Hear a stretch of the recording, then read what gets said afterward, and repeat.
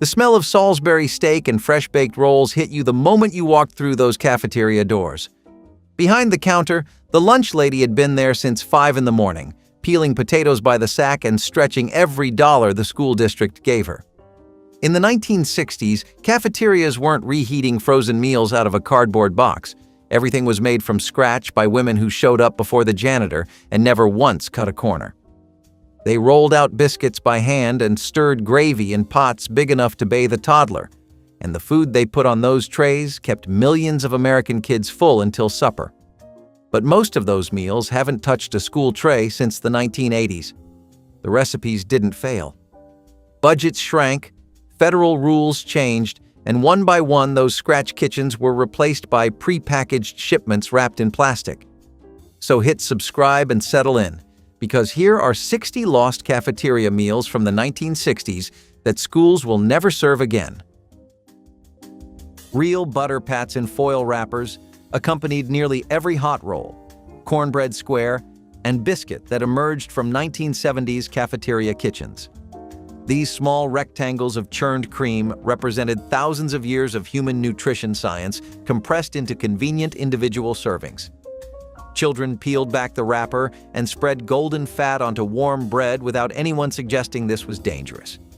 The butter melted into every crevice, adding richness and satisfaction to meals that might otherwise feel institutional. When margarine replaced butter in the name of heart health, schools unknowingly introduced trans fats that proved genuinely harmful. The butter had been protecting children all along, providing vitamin A, vitamin K2, and healthy saturated fats that growing bodies needed.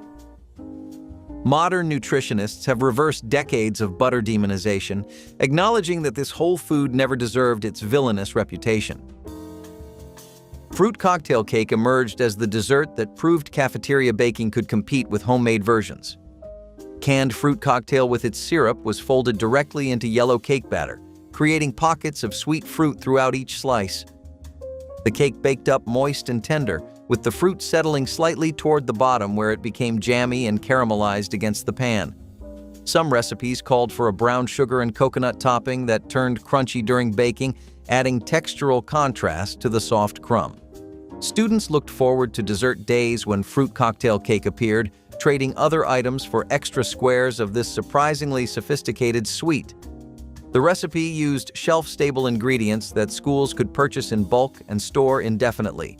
Cafeteria bakers took pride in their fruit cocktail cakes, sometimes adding personal touches like nutmeg or vanilla.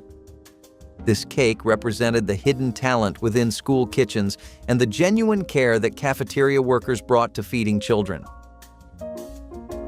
Creamed peas on toast turned a simple vegetable into a meal that felt both nourishing and gentle, perfect for a meatless Monday.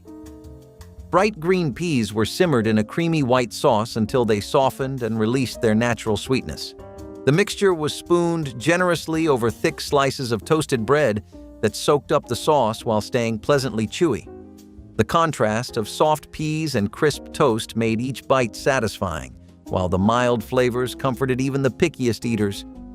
Teachers praised its balance of vegetables and grains, and students discovered that a sprinkle of black pepper elevated it further. The smell of warm cream and sweet peas filled the cafeteria, creating a sense of calm before the chaos of afternoon lessons. It was humble, yes, but it carried the quiet charm of a meal prepared with care. Creamed peas on toast remains a gentle memory of 1960s school lunches, a taste of simple goodness that modern menus rarely match. The card catalog, a reliable guide in libraries, led students and scholars on a voyage through oceans of information. These durable wooden cabinets, packed with neatly typed cards, form the cornerstone of the library's filing system. Established in libraries since the late 19th century, they were as integral to the library ambiance as the books. They offered a hands-on, immersive experience cherished by researchers and bibliophiles alike. Yet, as the digital era emerged and digital search platforms and databases rose to prominence, these catalogs concluded their long-standing service, yielding to the immediacy of online searches and electronic databases. Peanut butter and honey sandwiches were the gentle cousin of the classic peanut butter and jelly. Quieter, softer, and maybe a little sweeter. Instead of fruit preserves, this version replaced the tang with something more mellow, something that stuck to the roof of your mouth and made your fingers smell like golden syrup all afternoon. It was the sandwich you got when the jelly jar was empty, but love was still in stock. A simple swipe of peanut butter on one slice, a drizzle of honey on the other, and two halves pressed together until the honey oozed just enough to make you pause.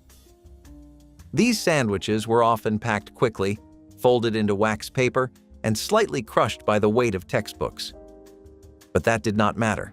If anything, it made them better. There was something old-fashioned about it, something kind. Peanut butter and honey tasted like slow mornings, kind grandparents, and meals that did not need to be fancy to be filling. Today, they are harder to find in school cafeterias and less likely to show up in lunchboxes full of brand-name snacks. Number 26, 3-bean salad. By Thursday evening, the church supper committee had 100 paper plates stacked on a folding table and a glass bowl of 3-bean salad in the middle of the room. A can of green beans, a can of wax beans, a can of kidney beans, all drained and rinsed, a diced onion, a chopped green pepper, vinegar, sugar, vegetable oil, salt, pepper, stirred together in a measuring cup and poured over the beans. The bowl went into the icebox overnight. By Friday potluck, it had soaked up every flavor in the jar. A working mother could throw 3-bean salad together in 12 minutes on a Wednesday and serve it on a Sunday. It traveled well. It did not wilt. It fed 20 people from one mixing bowl, and the leftovers tasted better than the first serving. 3-bean salad was the side dish a potluck schedule made famous. Number 21, chicken a la king in pastry shells. Diced cooked chicken folded into a sherry cream sauce with mushrooms, pimientos, and green peas ladled into a Pepperidge Farm puff pastry shell that you pulled out of the freezer that morning. It was the dish a hostess made when the boss came over. It was also what showed up at every wedding reception, club dinner, and junior league luncheon between 1955 and 1969. The writer Calvin Trillin once wondered in print where it had gone, because for 2 decades it was everywhere. Convenience killed it. By the 1980s, the pastry shells were hard to find and the sherry felt fussy. The recipe sits in 70-year-old binders, splashed and yellowed, waiting for a hostess who is not coming back. You will not find it on a restaurant menu in any major city. You will find it tucked inside a church cookbook from Indianapolis printed in 1968. Pumpkin pie, made from a 29-cent can of Libby's pumpkin filling, became the dessert that defined Thanksgiving for an entire generation of children. The filling was mixed with evaporated milk, eggs, sugar, and pumpkin pie spice, then poured into a store-bought pie crust and baked until set. The result was smooth, spiced, and sweet, with that distinctive canned pumpkin flavor that everyone recognized as the taste of the holiday. Mothers could make 2 pies from a single can when they rolled the crust thin and didn't overfill, stretching dessert to feed a crowd. Children would fight over who got the slice with the most whipped topping, which was usually Cool Whip from a tub rather than fresh whipped cream. The pie was served barely warm, cut into thin slices that somehow still satisfied despite their size. This wasn't fancy French pastry, but it was the taste of tradition that made Thanksgiving feel complete and familiar year after year. Number 19, cornmeal mush with molasses. An hour before sunrise, a mother in Wallace, Kentucky, set a pot of salted water on the stove and stirred cornmeal into it with a hickory paddle until it thickened.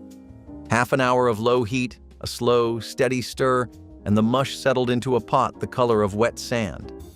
She ladled it into bowls for 3 children, poured a slow stream of dark sorghum across the top, and added a splash of canned milk. Her children ate it at 5:30 before the school bus came down the road, and the warm mush sat in their stomachs through morning recess. Whatever was left got sliced cold and fried in lard for supper, and the Wallace, Kentucky one-room school stayed open until 1971, the kids carrying the same dinner pail their parents had carried. Chicken and rice bake was one of the most economical ways mothers fed a crowd during Christmas gatherings in the 1960s.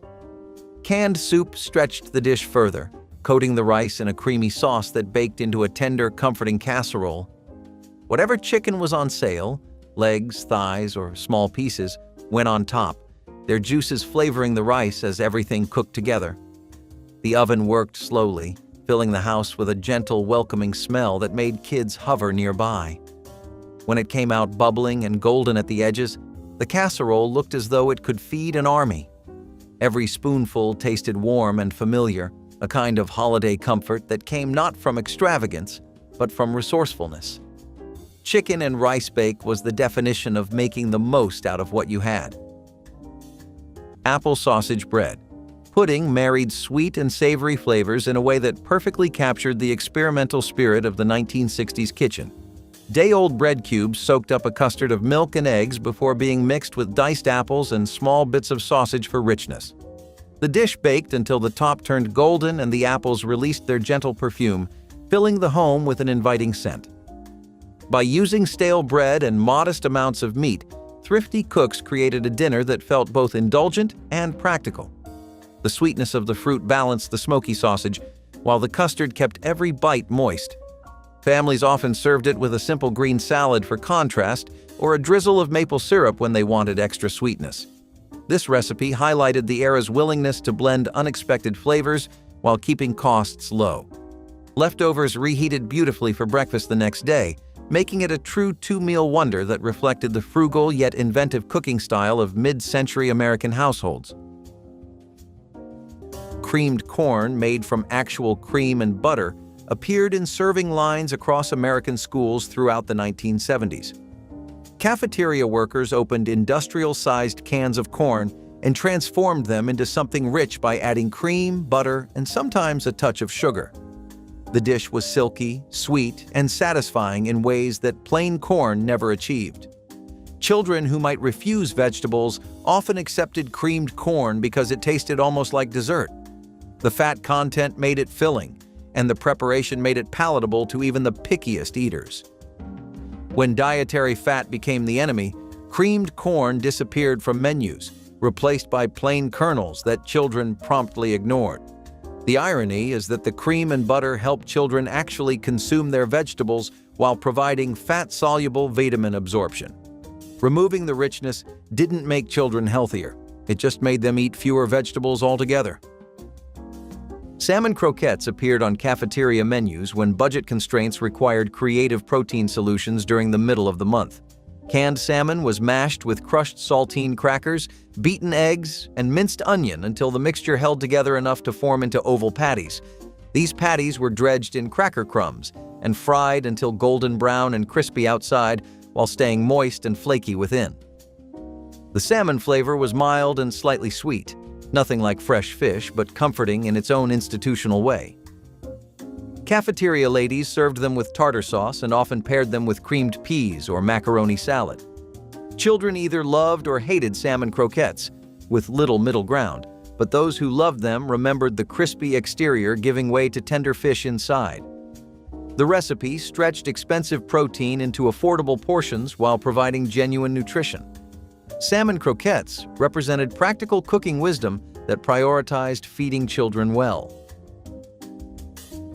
Spanish rice bake turned simple pantry staples into something unexpectedly satisfying. Rice was simmered with diced tomatoes, mild chili powder, ground beef, and chopped bell peppers before being baked in massive steel pans until the flavors melded together. When the trays were pulled from the oven, the smell of spiced tomatoes and peppers filled the cafeteria, carrying a hint of excitement down the lunch line. A light sprinkle of grated cheese browned on top added just enough richness to make every bite rewarding. Students liked how the rice stayed fluffy, yet soaked up the seasoned tomato sauce, each forkful offering a gentle warmth rather than strong heat. It was hearty enough to keep bellies full through afternoon classes, yet mild enough to please even the pickiest eaters. Spanish rice bake may not have been flashy, but it was dependable and deeply comforting. A dish that turned a cold day into something memorable with nothing more than rice, tomatoes, and a little school lunch magic. Movie projectors in classrooms were akin to opening a magic portal to far-off lands and times. Beginning their educational journey in the 60s, they transformed any lesson into a cinematic event, the flickering light and whirring sound as exciting as the opening credits of a movie. The excitement for a film day in class was comparable to the eagerness of awaiting Santa Claus, providing a delightful break from the routine of textbooks and chalkboards. As the years rolled by, however, with the advent of sleek digital projectors and the boundless world of online media, these pioneers of visual learning took a step back. Once classroom heroes, these projectors now occupy a tender place in the lore of education, serving as the foundations for today's high-tech learning modalities. The lettuce sandwich was what you got when there was nothing else, and yet it became something more. Just 2 slices of bread and a few crisp leaves in between, maybe with a swipe of butter or a dusting of salt if someone was feeling generous. It was minimalist, it was plain, but in a strange way, it was also pure. In the early 20th century, when meat was a luxury and refrigeration was not guaranteed, the lettuce sandwich became a reliable go-to. It was light, refreshing, almost delicate in a time when food was anything but. Packed into school lunches, it was easy to make, hard to mess up, and always surprising in how much it satisfied. Kids might groan, but they still ate it, and maybe even liked it. Over time, it faded into punchlines and parody, replaced by protein-heavy, sauce-drenched monsters that took 3 napkins to conquer. But the lettuce sandwich was never trying to impress. It was just trying to get the job done. And sometimes, that was enough. Number 28. Mashed rutabagas. Rutabaga was the root that fed Vermont and Minnesota and the Upper Peninsula of Michigan when carrots ran out. A mother peeled the waxy yellow skin with a paring knife, cut the flesh into chunks, boiled it soft, and mashed it with butter and salt. Some households added a little brown sugar, some added a splash of cream. The flavor was earthier than potato, sweeter than turnip, and it sat on a Tuesday plate next to a pork roast for under 20 cents a serving. Grocery stores in Duluth and Burlington stocked rutabagas in bushel baskets through winter. The vegetable was cheap because nobody under 40 wanted it, and cheap was the point. Mashed rutabagas were the side dish the cold months made necessary. Number 17. Glazed ham loaf with pineapple. A 2-pound loaf made from ground cured ham mixed with ground pork, bound with breadcrumbs and an egg, baked in a ring mold, crowned with Dole pineapple rings and brown sugar that caramelized in the last 20 minutes. Pennsylvania Dutch country invented it. Church suppers from York to Lancaster served it on long tables every other Sunday. Through the 1960s, butchers ground their ham trimmings into loaves wrapped in white paper and labeled by hand for housewives to take home for about $1 a pound. By 1985, most butcher counters had been replaced by plastic-wrapped meat in the cold case. The ham loaf went with them. The pineapple ring still shows up on the occasional Easter ham, but it is a ghost of a ghost. You will not find a butcher who grinds his own ham loaf mix in any chain grocery store today. Cranberry sauce from a can shaped like a cylinder became the one store-bought item families served with pride instead of shame. A single 19-cent can of Ocean Spray jellied cranberry sauce provided enough tart sweetness for an entire table when sliced into perfect rounds. Children loved how it held its shape from the can, creating ridged slices that wobbled on the plate like something magical. The sweet tart flavor cut through richness of turkey and gravy, providing brightness that homemade versions struggled to match at this price. Mothers didn't apologize for serving it straight from the can, because everyone secretly preferred this version to complicated cranberry relishes costing 3 times as much to make. Some families got fancy by mixing it with chopped apples, but most served those perfect ridged slices exactly as they emerged from the can. This was one of the few convenience foods that working families embraced without guilt. Number 25. Salt pork gravy on biscuits. The salt pork came from a sack at Sears Roebuck, 3 pounds for $1.15, kept in a covered crock by the warming oven. A wife in a coal camp at Lynch, Kentucky, sliced 4 thin strips before dawn in 1963, fried them gold, and made a flour gravy in the drippings with milk poured cool. Your great-grandfather ate his standing up, his lunch bucket already packed, and walked to the cage with the taste of pork fat and pepper still on his tongue. The whole breakfast cost 23 cents. He went down for 9 hours on it, came up black, and ate the same thing the next morning. What most people forget about a coal camp breakfast is that it did not just feed a man. It told him somebody had been awake before him. Holiday corn pudding was the kind of cozy side dish that warmed the entire house the moment it went into the oven. Mothers leaned on canned corn because it was cheap, dependable, and easy to turn into something that tasted like comfort. Mixing the kernels with eggs, milk, sugar, and a little flour or cornmeal created a thick batter that puffed gently as it baked. When the dish came out of the oven, its surface golden and slightly wobbly, kids hovered around it just waiting for that first steamy scoop. The taste was sweet, soft, and custard-like, a kind of gentle warmth perfect for December nights. It paired well with ham, chicken, or whatever centerpiece the family could afford that year. Holiday corn pudding did not need extravagance to feel celebratory.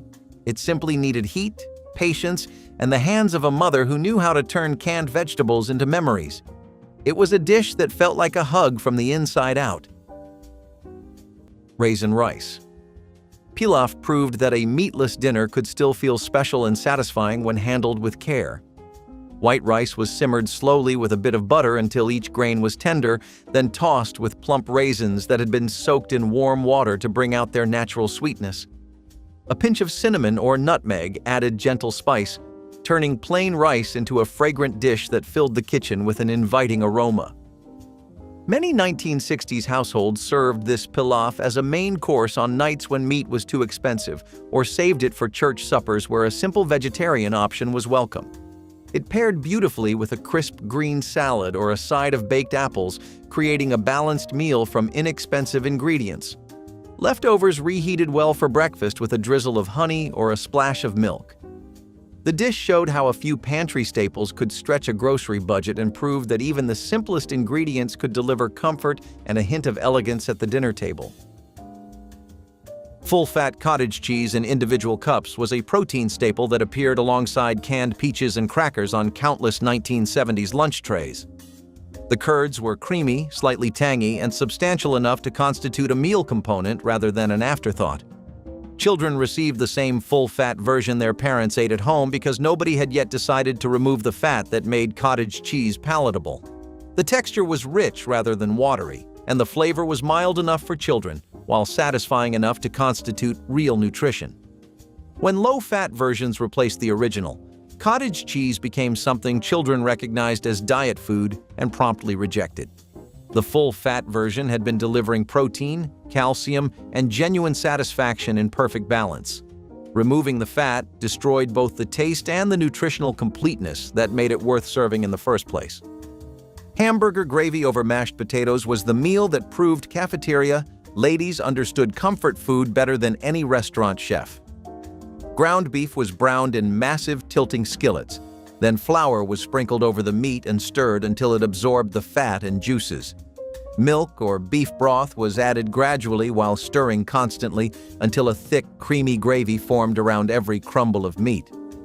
This savory mixture was ladled generously over mounds of mashed potatoes made from flakes reconstituted with butter and milk. The combination created a meal that satisfied on the deepest level, warming children from the inside out on cold school days. Students who cleaned their trays often returned for seconds when available, and the smell of browning beef drew them toward the lunch line before the bell rang. The recipe required minimal ingredients but maximum attention to technique, as lumpy gravy was considered unacceptable by proud cafeteria veterans. Hamburger gravy represented honest institutional cooking at its finest.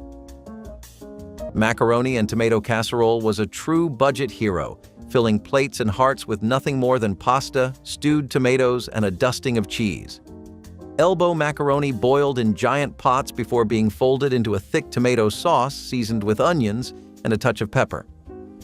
A light sprinkle of grated cheddar melted into a gentle crust during baking, sealing in the comforting aroma.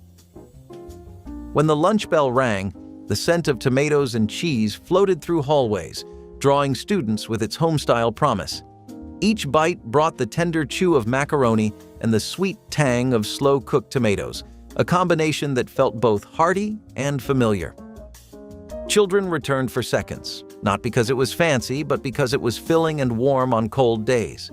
Macaroni and tomato casserole turned simple ingredients into a meal that carried students through the longest afternoons and remains a beloved memory of uncomplicated cafeteria fare. Let's not forget the paper bag book covers, a crafty innovation born of necessity and thrift. Fashioned from humble brown paper bags, these DIY covers were a blend of practicality and creativity.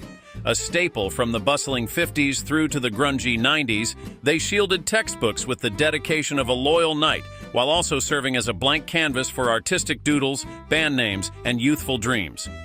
In today's digital learning environment, though, these handmade protectors have stepped aside, now a sweet reminiscence of days when recycling wasn't just environmentally savvy, but also a creative endeavor, adding a personal touch to the otherwise mundane.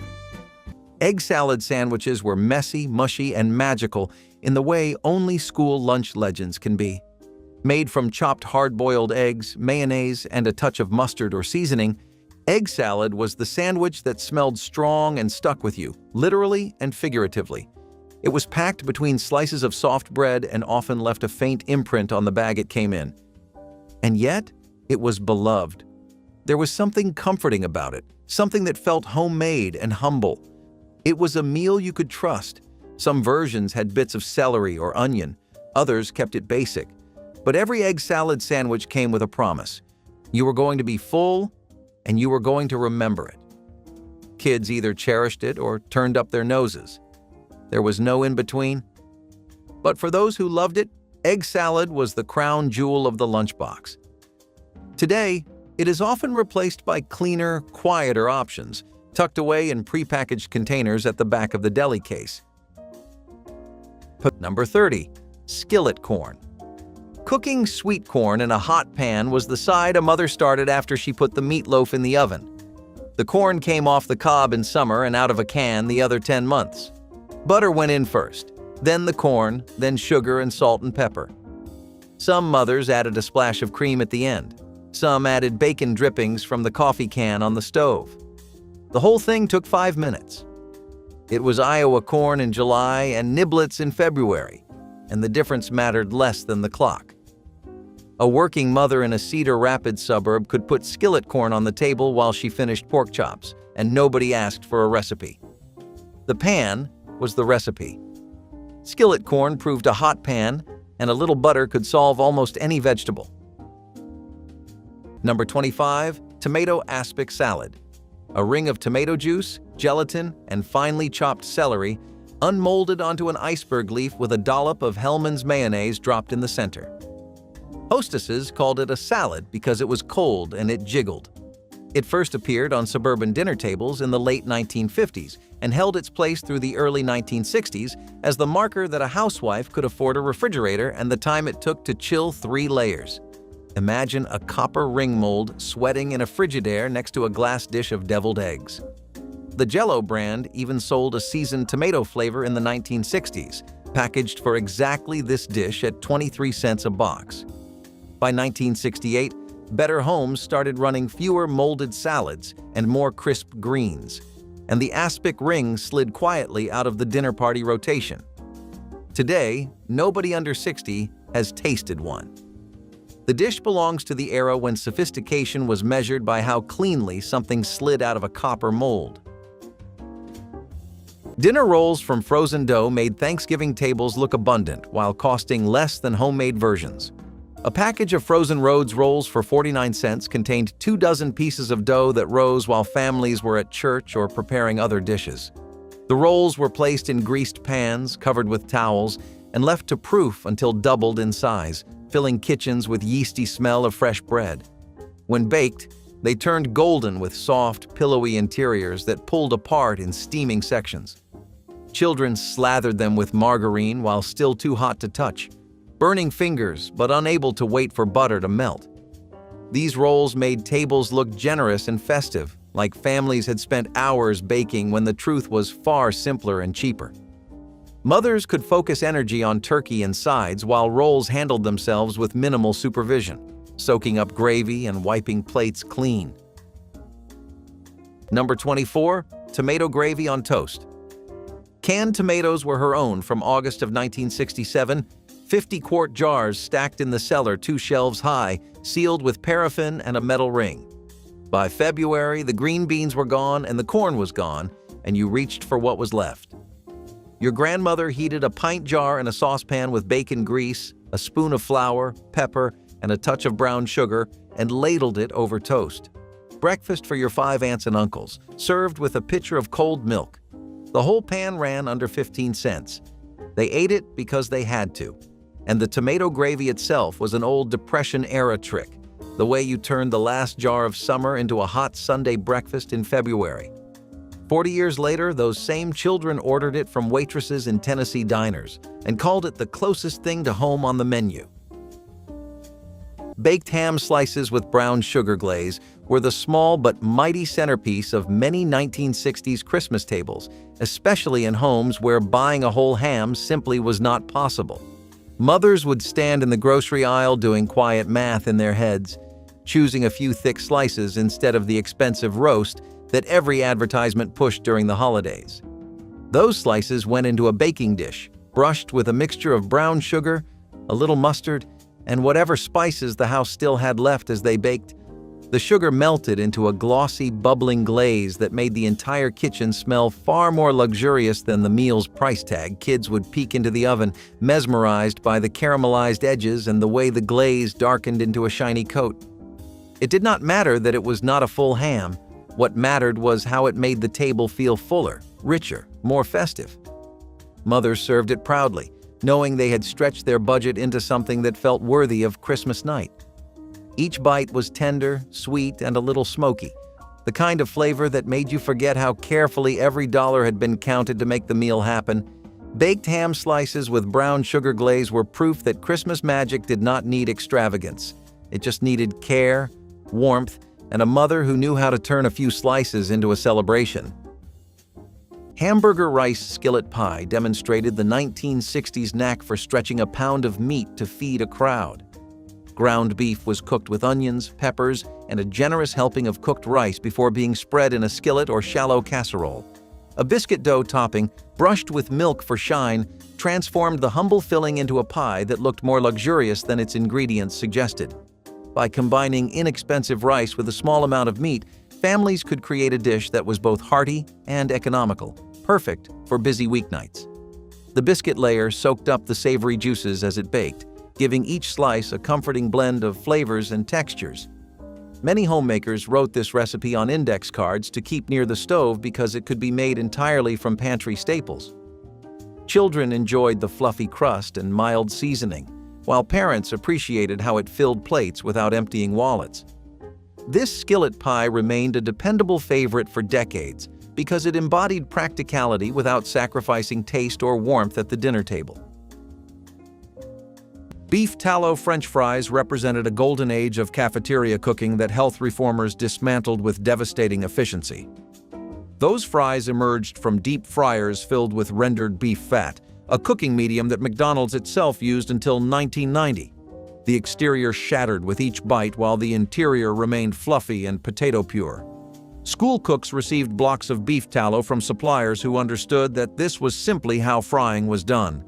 The fat created a crispy exterior that vegetable oils could never replicate, sealing the potato and preventing grease absorption.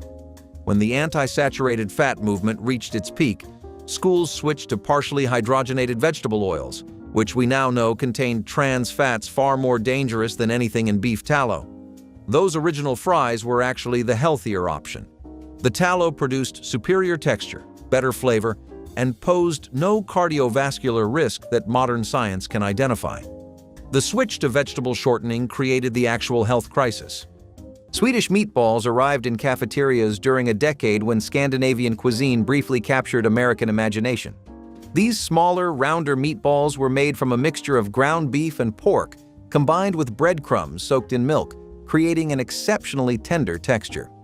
The secret was the creamy gravy made from pan drippings, beef broth, and sour cream that coated each meatball in pale brown sauce. Cafeteria versions often substituted evaporated milk for sour cream to reduce costs, but the result remained surprisingly delicious. Students received portions of meatballs swimming in gravy alongside egg noodles or mashed potatoes that soaked up every drop of sauce. The dish felt sophisticated compared to typical cafeteria fare, introducing children to flavors beyond standard American cooking. Teachers often requested extra portions, recognizing quality when they tasted it. Swedish meatballs showed that school kitchens could execute international recipes when given proper ingredients. Peanut butter and honey sandwiches delivered pure, sticky joy that somehow satisfied federal nutrition guidelines while still feeling like a treat.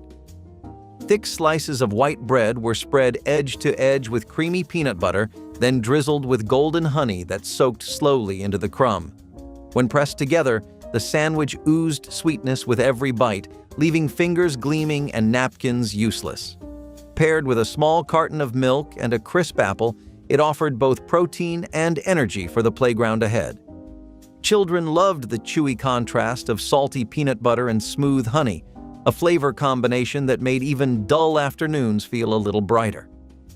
Lunchroom chatter often paused for the satisfying pull of honey between bites, a small moment of collective delight.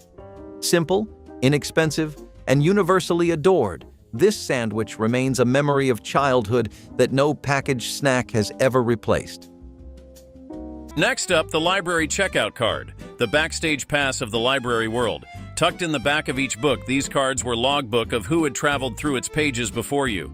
Each date stamp was a testament to the book's adventures through time and hands. As indispensable as a librarian's glasses, they guided eager readers and diligent students through the labyrinth of towering bookshelves.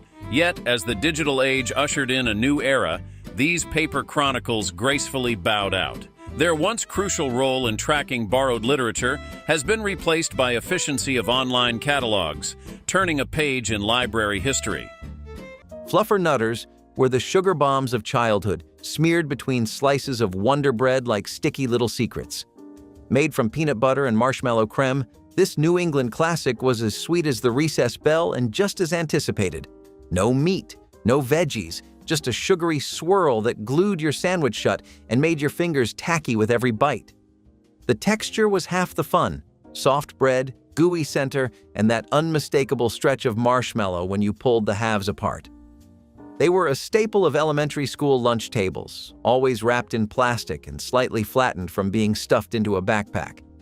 Every bite tasted like skipping spelling tests and drawing dinosaurs in the margins of your notebook. The Fluffernutter was not subtle. It was not sophisticated, but it made you feel like you were getting away with something. Over time, it disappeared from school menus and fell out of fashion, replaced by yogurts and wraps and grown-up meals for tiny hands. Number 22. Glazed carrots. Brown sugar melted into butter in a saucepan and coated a pound of sliced carrots until they shone. The mother who made glazed carrots on a Wednesday night had probably watched her own mother do the same in 1942. Boil the carrots first, drain them, return them to the pan with the butter and sugar, swirl until the glaze thickens. Some households added a splash of orange juice, some added a sprinkle of ginger. The carrots came to the table on the same plate as a pork chop or a slice of pot roast, and even the children who refused carrots at lunch would eat them at supper. The brown sugar did the convincing. Glazed carrots were the dish that proved a vegetable could be dessert and side at the same time. Number 19. Salisbury steak TV dinner. 1 ground beef patty in dark brown gravy, a scoop of mashed potatoes, a square of corn, and a brownie compartment sealed in an aluminum tray and slid into a Swanson box. Swanson introduced its Salisbury steak dinner in 1962. By the middle of the decade, frozen TV dinners were on the menu in millions of American homes once or twice a week, eaten on metal trays in front of Bonanza or The Ed Sullivan Show. Families stopped trying to make Salisbury steak from scratch because the frozen one came out the same every time. The homemade version, a Wednesday night patty smothered in mushroom gravy, faded inside 10 years. When TV dinners faded in the 1980s, the dish faded with them. The brownie compartment was the first thing the kids ate and the last thing anyone remembers. You can still buy a Salisbury steak frozen dinner today, but the gravy tastes like a copy of a copy. Giblet gravy turned what butchers nearly threw away into liquid gold that made everything taste better. The neck, heart, liver, and gizzard came free inside the turkey cavity, already paid for, but often ignored by fancy cooks. Mothers simmered these organs slowly in water with onions, celery, and pepper until the meat fell apart and the broth turned rich and brown.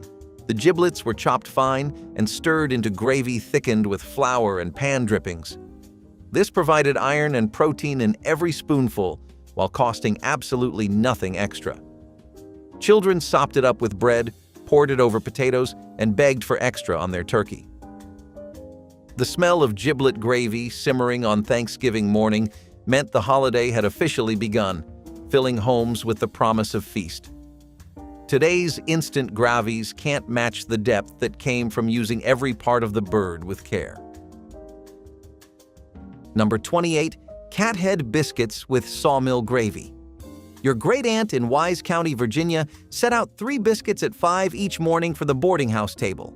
6 men paid $1 a week to sleep on her enclosed porch and eat what she put down. The biscuits got their name from their size, each one as big as a tomcat's head, pulled apart by hand and never cut with a glass. White lily flour, lard worked in cold, buttermilk poured cool from the milk safe. Dough was patted out on a floured board and dropped in shaggy rounds onto a hot iron pan. Sawmill gravy went over them, made from sausage drippings, flour, milk, and black pepper, enough to make a grown man cough. The whole breakfast cost her 32 cents a head to set out in 1962. The men ate 9 biscuits between them and went out the kitchen door without speaking. The recipe had come over with her Scotch-Irish great-grandmother 2 generations before the railroad ever cut through the gap. The biscuits were always hot. Bread stuffing with celery and onion was one of the most anticipated sides of the season, made almost entirely from ingredients that cost next to nothing. Mothers collected stale bread for weeks, drying slices on the counter or toasting them lightly to prepare for the Christmas recipe. Chopped celery and onions were sautéed in a little butter or oil, releasing a smell that instantly signaled the holiday was near. Everything was mixed with broth, homemade if possible, canned if not, and baked until the top crisped while the inside stayed tender. Kids loved the way each bite carried pockets of soft bread and bursts of flavor from the vegetables when served alongside chicken, ham slices, or even meatloaf. The stuffing made the meal feel complete. Bread stuffing with celery and onion was proof that a little planning and a lot of love could make even stale scraps taste like celebration. Carrot ring with cream sauce was a clever way for thrifty home cooks of the 1960s to turn a humble root vegetable into the centerpiece of a family meal. Grated carrots were blended with breadcrumbs, eggs, and a hint of nutmeg before being poured into a decorative bundt mold that gave the dish an almost festive look when unmolded. Once baked until lightly browned, the ring was served with a simple white sauce made from milk and a spoon of flour whisked with butter. This meal brought brightness to the dinner table while keeping costs low because carrots were inexpensive and available year-round. Many mothers appreciated how this dish sneaked extra vegetables into the diets of children who might otherwise turn up their noses at plain carrots. The creamy sauce provided a smooth contrast to the tender crumb of the ring and made it feel more indulgent than its price suggested. Guests at church potlucks and neighbors at block parties often requested the recipe, helping it spread across American suburbs and small towns alike. Peanut butter sandwiches made with full-fat peanut butter and white bread were cafeteria staples that delivered protein and satisfaction in every bite. The peanut butter was thick, rich, and often contained added sugar that made it appealing to children who might otherwise reject protein sources. Cafeteria workers spread it generously on soft bread, sometimes adding grape jelly to create the classic combination that fueled generations. The fat content kept children satisfied through afternoon classes, preventing blood sugar crashes. When nutrition reformers targeted fat and sugar simultaneously, peanut butter became suspect despite being nutrient-dense. Schools switched to reduced-fat versions that tasted like cardboard and natural versions that children refused. Modern nutritionists have embraced full-fat peanut butter as an excellent protein source, acknowledging that the fats it contains are predominantly healthy and that moderate sugar improves palatability without causing harm. American chop suey was the cafeteria's answer to Italian-Chinese fusion decades before fusion cuisine became trendy. Elbow macaroni was boiled until tender, then mixed with seasoned ground beef browned with onions and green peppers in massive tilting skillets. Tomato sauce and a blend of spices, including oregano and garlic powder, brought everything together into a hearty one-pot meal that could serve hundreds of students. The dish had nothing to do with actual Chinese cooking, but its name suggested exotic origins that made it seem more interesting than simple beef and pasta. Schools across New England particularly embraced this recipe, serving it weekly throughout fall and winter months. The combination of protein, starch, and vegetables in one serving made it nutritionally complete and easy to portion. Cafeteria ladies could prepare enormous batches in advance and keep them warm in steam tables for hours without quality loss. American chop suey was cafeteria efficiency at its finest. Turkey tetrazzini squares offered a clever twist on a post-holiday classic, transforming leftover turkey and noodles into neat, sliceable portions. Creamy mushroom sauce coated strands of spaghetti and chunks of turkey, all baked until the top formed a delicate golden crust. Once cooled slightly, the pan was cut into perfect squares that held together just long enough to reach a tray. The rich aroma of garlic and cheese drifted through the lunchroom, giving every student hope that today's meal would taste like something from home. Children loved the way each bite combined tender turkey, creamy sauce, and chewy pasta in one satisfying mouthful. It was a dish that made leftovers feel like a celebration, proving that creativity and thrift could produce something special. Turkey tetrazzini squares are a delicious memory of a time when nothing was wasted, and every holiday bird found a second life in the school cafeteria. Recall the metal lunchboxes of yesteryear? Far more than mere containers, they were the cafeteria's runway, flaunting themes from astronauts to the Fonz, as iconic as Elvis's blue suede shoes. A quintessential fashion statement in the mid-century schoolyard. Each lunchbox, with vivid illustrations of superheroes, space adventures, and cartoon favorites, sparked conversations and friendships as much as it held sandwiches and apple slices. Yet, as the tides turned towards more practical, softer, and insulated lunch bags, these metallic treasures gradually retreated from daily use. Today, they stand as nostalgic collectibles, evoking memories of a time when lunchtime was as much about style as sustenance. The tuna and cream cheese sandwich was what your grandmother made when she wanted to feed you something fancy that was also suspiciously efficient. It was a relic from the 1940s, a time when mayonnaise was not the only binder in town and lemon juice felt like fine dining. Chilled tuna blended with cream cheese, a touch of citrus, and sometimes even crushed pecans or chopped celery. This sandwich wore a pressed napkin and gave off a whiff of Sunday brunch in the cafeteria. Kids either loved it or politely folded it back into the sandwich bag and focused on their chocolate milk instead. The bread was often buttered, soft, and crustless if someone was feeling generous. What made this sandwich stick in the mind was its smoothness, its unexpected tang, and how it seemed to signal that whoever packed your lunch had a plan. This was not a slapdash peanut butter job. This was intentional. Over time, tuna salad took the spotlight and cream cheese retreated to bagels and frosting. But in lunchboxes from another era, it played a surprisingly elegant role. Number 27. Buttered lima beans. The smell of butter melting in a saucepan over a low flame was the start of 1,000 weeknight dinners. A box of bird's eye baby limas went in frozen, half a stick of butter, a teaspoon of salt, a grind of pepper.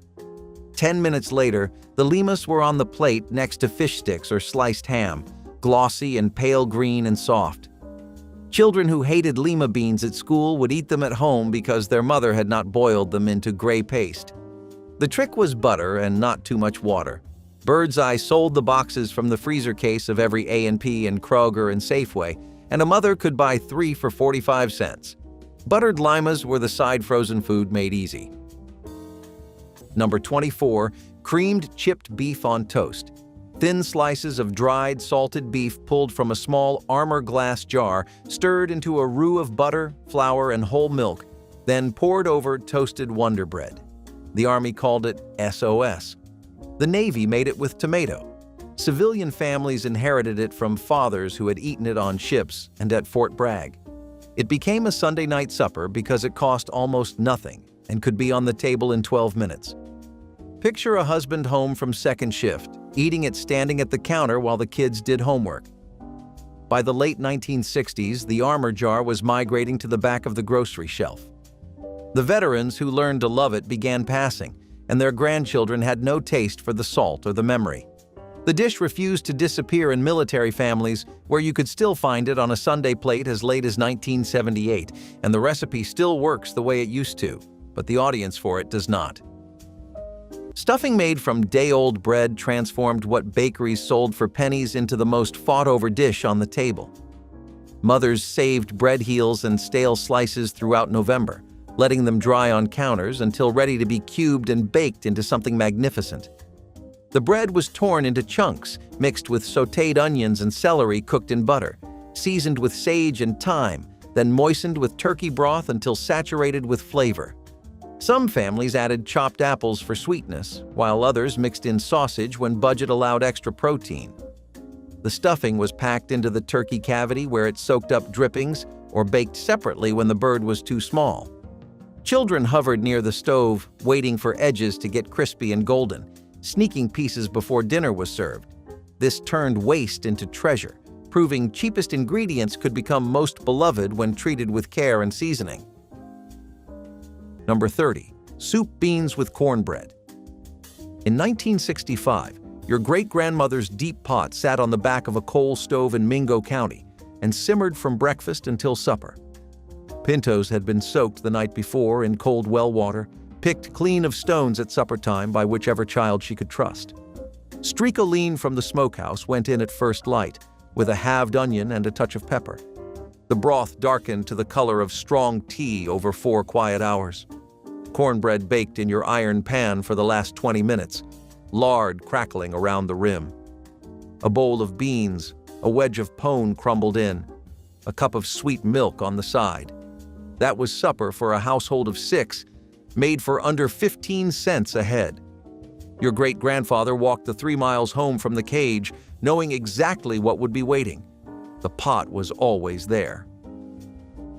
Oven-baked chicken legs were one of the most affordable ways for 1960s mothers to bring a sense of abundance to the Christmas table. Whole birds were often too expensive, and boneless cuts cost even more, but chicken legs were cheap, accessible, and reliable. Mothers seasoned them with salt, pepper, paprika, and sometimes a little garlic powder if the pantry still had any left from earlier in the year. The legs went into the oven arranged neatly in rows, their skin glistening as the heat began to crisp the edges. The smell filled every room, pulling kids into the kitchen long before dinner was ready. When the tray finally came out, the legs were golden and sizzling, rich with juices that collected at the bottom of the pan. Kids loved picking them up with their hands, feeling the warmth through the skin, and taking big bites that felt more celebratory than the ingredients suggested. With rice, stuffing, or plain bread on the side, the legs stretched into a holiday meal that kept everyone satisfied. Oven-baked chicken legs were Christmas comfort made possible through practicality and love. Tomato custard casserole turned 2 everyday items, canned tomatoes and eggs, into a richly flavored dinner that captured the resourcefulness of the 1960s. The eggs were whisked with milk and a pinch of sugar before being poured over chopped tomatoes and breadcrumbs, then baked until the custard set and the top turned slightly caramelized. This casserole provided protein, vitamins, and comfort all in one dish without requiring expensive meats or elaborate preparation. Many families served it with buttered toast or a simple green salad, letting the natural acidity of the tomatoes balance the creamy custard. The recipe became a reliable weeknight option because it used inexpensive pantry staples that were always on hand. Its smooth texture and gentle sweetness made it appealing to children, while adults appreciated the subtle complexity that developed as the tomatoes baked. This unassuming casserole is a testament to how mid-century cooks could transform basic ingredients into something hearty, nourishing, and surprisingly elegant with little more than patience and a hot oven. Whole milk in those little glass bottles was the standard beverage in every American school cafeteria before the fat-free revolution changed everything. Each child received an 8-ounce serving of full-fat milk that delivered calcium, protein, and fat-soluble vitamins in their natural proportions. The milk arrived cold from local dairies, often within days of being collected from regional farms. Lunch ladies set bottles on trays without question because nobody had yet decided that saturated fat was the enemy. Children drank it with cookies, sandwiches, and hot meals because that was simply what milk was. The government's dietary guidelines of 1977 marked the beginning of the end, pushing schools towards skim alternatives that stripped away nutrients. Modern research has rehabilitated whole milk entirely, showing that children who drink full-fat dairy maintain healthier weights than those drinking reduced-fat versions. Turkey tetrazzini transformed Thanksgiving leftovers into a creamy casserole that students actually requested by name. Cubed turkey was folded into cooked spaghetti, along with sliced mushrooms and a rich sauce made from butter, flour, milk, and chicken broth. The mixture was poured into deep hotel pans, topped with parmesan and breadcrumbs, then baked until golden and bubbling around the edges. The sauce became silky during baking, clinging to every strand of pasta and piece of turkey. What made this dish special was how it elevated ordinary ingredients into something almost elegant for a school cafeteria. The mushrooms added earthiness, the parmesan contributed sharpness, and the breadcrumb topping provided textural contrast. November and December menus featured turkey tetrazzini regularly as schools worked through commodity turkey supplies. Children who typically avoided casseroles made exceptions for this one, scraping their trays clean. Turkey tetrazzini proved institutional cooking could achieve genuine deliciousness. Creamed turkey over mashed potatoes brought a taste of holiday leftovers into an ordinary school day. Chunks of tender turkey simmered in a silky white sauce until every piece was coated in rich gravy. Scooped generously over a mound of buttery mashed potatoes, it was the kind of lunch that filled stomachs and soothed spirits in the middle of math class. The aroma of roasting poultry and warm milk gravy floated down the halls, calling every student like a quiet invitation. Even those who claimed they were not hungry somehow found room for seconds when the lunch lady offered. The sauce pooled at the edges of the tray, perfect for sopping up with the soft dinner roll that always came alongside. It felt like a small feast, a comforting reminder of family dinners even on a gray school afternoon. Many still remember that first spoonful melting across potatoes, a warm hug on a chilly day that no modern cafeteria menu can match.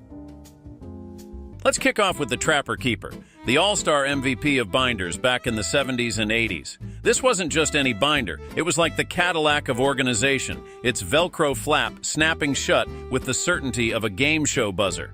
Inside, it was a symphony of folders and pockets, masterfully keeping homework and doodles in check. It wasn't just practical, it was a fashion statement, adorned with designs as loud as a disco ball. But as we stepped into the digital age with tablets and laptops, these vibrant icons of school life took a well-deserved retirement, becoming nostalgic emblems of a time when style met function in the classroom. The chow mein sandwich was chaos held together by two buns, and somehow it worked. Born in southeastern Massachusetts, this Frankenstein creation placed a mound of crispy chow mein noodles smothered in thick brown gravy between two hamburger buns. The result was a crunchy, savory, totally illogical meal that became a school lunch staple in some corners of the country.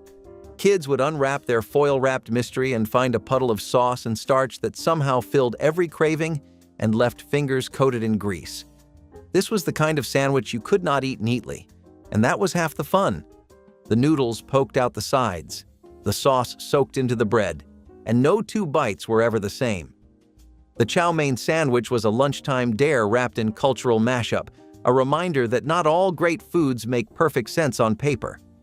Over time, regional oddities like this one gave way to standardization. One bite, and you were somewhere between comfort food and total confusion. And somehow that felt exactly right. Number 24, stewed tomatoes. Peeling tomatoes over a sink full of ice water was the late August ritual in farmhouse kitchens across Ohio and Pennsylvania and downstate Illinois. A mother dunked the tomatoes in boiling water for 30 seconds, slipped the skins off with her thumb, and quartered the flesh into a heavy saucepan. Sugar went in, a tablespoon of butter, a piece of torn stale bread to soak up the juice and thicken the pot. The pan simmered for an hour while she did the laundry. Stewed tomatoes came to the table in a small glass bowl, sweet and savory at once, the smell of the kitchen for the rest of the afternoon. A jar of stewed tomatoes on the pantry shelf in January meant the August garden was still feeding the family. Stewed tomatoes were the side dish a home garden made inevitable. Number 18. Stuffed cabbage rolls. Boiled cabbage leaves wrapped around a filling of ground beef, ground pork, onion, and white rice, packed shoulder to shoulder in a deep pot, simmered for 2 hours in tomato sauce. Polish neighborhoods in Hamtramck and Buffalo called them golubki. Slovak families in Pittsburgh called them halupki. By the 1960s, the second generation had anglicized them to stuffed cabbage and served them on church basement tables every Friday during Lent. The dish was an immigrant inheritance that survived Ellis Island and 2 world wars. What it could not survive was the third generation moving to the suburbs and learning to call them weird. A retired mill worker in Cleveland still made 100 at a time and froze them in Maxwell House coffee cans. He died in 1991, and the recipe died with him. The grandchildren remembered the smell. They could not remember the proportions. The cabbage went back to coleslaw, the ground meat went into hamburgers, and the rice ended up in a side dish nobody named. And the dish became a memory of a smell instead of a recipe. Number 18 went from a Sunday tradition to a museum entry inside one generation. That was how fast a dinner could vanish. Corn pudding made from canned corn and pantry staples became the unexpected favorite that children requested by name. 2 cans of creamed corn at 18 cents each were mixed with eggs, milk, flour, sugar, and melted margarine, then baked until set like custard with golden brown edges. The pudding was sweet enough to almost count as dessert, but savory enough to belong on the dinner plate, occupying a strange middle ground that made it endlessly appealing. The texture was soft and spoonable, requiring no chewing that might slow down children eager to move on to pie. Some families added crumbled crackers or cornbread on top for crunch, creating layers of texture that made each bite interesting. Mothers loved this dish because it was impossible to mess up and could be assembled hours ahead, reducing stress during the final cooking rush. The sweetness came from the corn itself, meaning very little sugar was needed. Number 23. Apple stack cake. The cake had 6 thin layers, each baked on a pie tin in a wood oven, separated by spiced dried apples cooked down with sorghum and cinnamon. Jenny Wilson taught it to her daughters on Beech Mountain in North Carolina, and her daughters carried it into Tennessee and Kentucky in the 1930s. By 1965, your grandmother made it for funerals, weddings, and Christmas Eve. The cake had to sit covered in a dish towel for a full day, so the apple filling soaked through the layers. The flour cost a dime, the sorghum was traded for eggs, the dried apples were free from the September pickings. The whole cake came in under 45 cents and fed 22 people at a wake. Nobody ever wrote that recipe down. They watched. Potato and onion casserole was the quiet workhorse of many 1960s Christmas dinners, the kind of dish that filled the table and the stomach without straining the family's December budget. Potatoes were inexpensive and plentiful, and onions added flavor without adding cost. Mothers sliced everything thinly, layering potatoes and onions in a deep dish with small pats of butter, salt, and pepper. Sometimes a splash of milk or canned soup was added to make it creamier, but even the simplest version baked into something warming and satisfying. As it cooked, the layers softened into a tender, flavorful stack that smelled like comfort itself. Kids loved digging into the casserole because every scoop held a little bit of everything: the soft potatoes, the sweet onions, and the buttery coating that tied the dish together. It paired perfectly with any main dish, making the plate feel complete even when the meat portion was small. Potato and onion casserole was a reminder that Christmas meals did not need extravagance to be memorable. They only needed warmth and enough to share. Stuffed tomato boats floated right into many mid-century cookbooks as a budget-friendly way to transform fresh produce into a satisfying dinner. Large tomatoes were carefully hollowed and filled with a mixture of cooked rice, finely chopped celery, onion, and a light drizzle of mayonnaise dressing for moisture. Sometimes a sprinkle of paprika or a handful of breadcrumbs was added on top for color and texture. This simple combination delivered a surprising amount of flavor and a pleasing balance between the juicy tomato walls and the warm rice filling. Home cooks appreciated how the recipe allowed them to use leftover rice and vegetables, reducing waste while creating something pretty enough for company. In summer months, when gardens overflowed with ripe tomatoes, these stuffed boats provided a refreshing alternative to heavier casseroles. They were served chilled for a cool supper or lightly baked when the weather turned cold, proving their versatility across the seasons. Their bright presentation made them a standout dish for picnics, church potlucks, or a light Friday night family meal. Chocolate milk with real sugar and cocoa was the reward every child hoped for during lunch period. This wasn't the artificially sweetened, chemically flavored version that would come later. This was real cocoa powder mixed with whole milk and cane sugar, creating something that tasted like dessert but delivered genuine nutrition. Cafeteria workers mixed it in large batches, the dark sweetness swirling into the white milk until it turned that perfect shade of brown. Children who finished their vegetables often received chocolate milk as encouragement, a system that worked because the drink was genuinely delicious. When the sugar wars began, chocolate milk became a casualty despite the fact that its sugar content was minimal compared to the sodas children would drink at home. Scientists now argue that chocolate milk's combination of protein, calcium, and carbohydrates makes it superior to most alternatives. The sugar helped children actually consume the milk, which was the entire point. Porcupine meatballs earned their name from the rice mixed into ground beef that poked through the surface like tiny quills after baking. Cafeteria ladies mixed ground beef with uncooked rice, minced onion, salt, and pepper, then formed them into balls and smothered them in tomato sauce before baking. The magic happened as the rice absorbed tomato juices and expanded, creating meatballs that were moist and tender while stretching the meat budget further than any administrator expected. Schools loved this recipe because rice was cheap and 1 pound of ground beef could feed twice as many students. Children lined up eagerly because the tomato sauce turned sweet and sticky during the long bake, coating each meatball in glossy red sauce that tasted like comfort. These weren't gourmet creations, but they were honest food made with care by women who understood that hungry children needed substance. Porcupine meatballs represented cafeteria ingenuity at its finest. Sloppy Joe on buttered bun was the undisputed king of the 1960s cafeteria, a messy mix of sweet tomato sauce and crumbled ground beef piled high on a soft white bun that never stood a chance.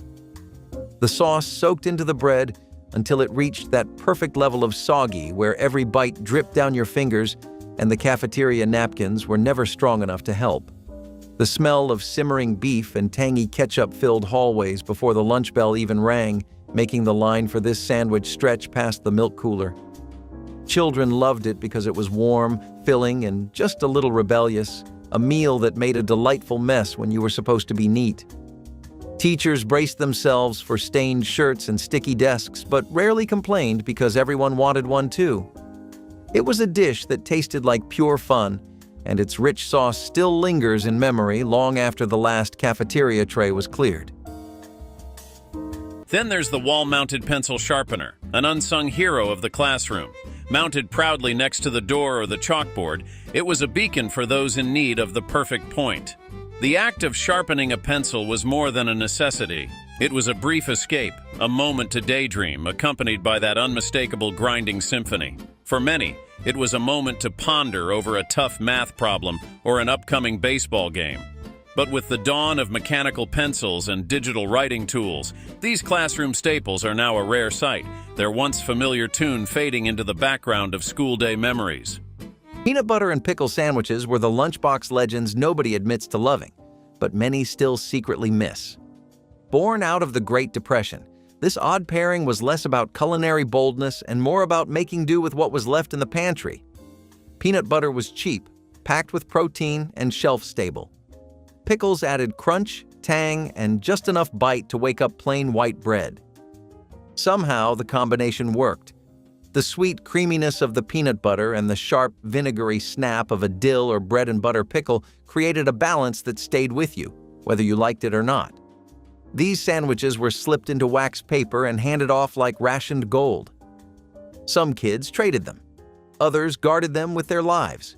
They were cheap, they were weird, and they were unforgettable. As the decades rolled on and lunch menus got glossier, peanut butter and pickle sandwiches faded from view. It might not win a gourmet prize today, but back then, it was a masterpiece made from struggle and stubbornness. Number 20, corn pudding. Egg and cream did the binding work, and a can of cream-style corn did everything else. A mother in a Virginia Tidewater kitchen or a Kentucky bluegrass farmhouse would beat 3 eggs in a Pyrex bowl, stir in evaporated milk, a tablespoon of flour, a tablespoon of sugar, salt and pepper, and a 15-ounce can of Del Monte cream-style corn. The mixture went into a buttered baking dish and into a 350 oven for 50 minutes. The pudding came out custardy in the middle, golden brown at the edges, sweet and soft and savory all at once. It sat on the Sunday table next to a country ham. It was a side dish, but a child would eat it like dessert. Corn pudding was the side dish that a Sunday oven made worth the wait. Number 20, tuna noodle casserole.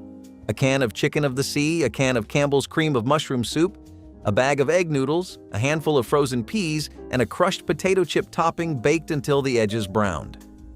A 1959 Federal Fisheries Survey found that 8 out of 10 American households served canned tuna once a week, and the casserole sat at the top of that list.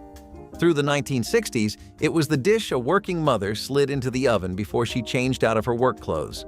The whole thing cost about 90 cents and fed 5. Picture the smell of cream of mushroom hitting the egg noodles in a galley kitchen in Wichita on a Tuesday in 1966. It survives in church potlucks but rarely on weeknight tables.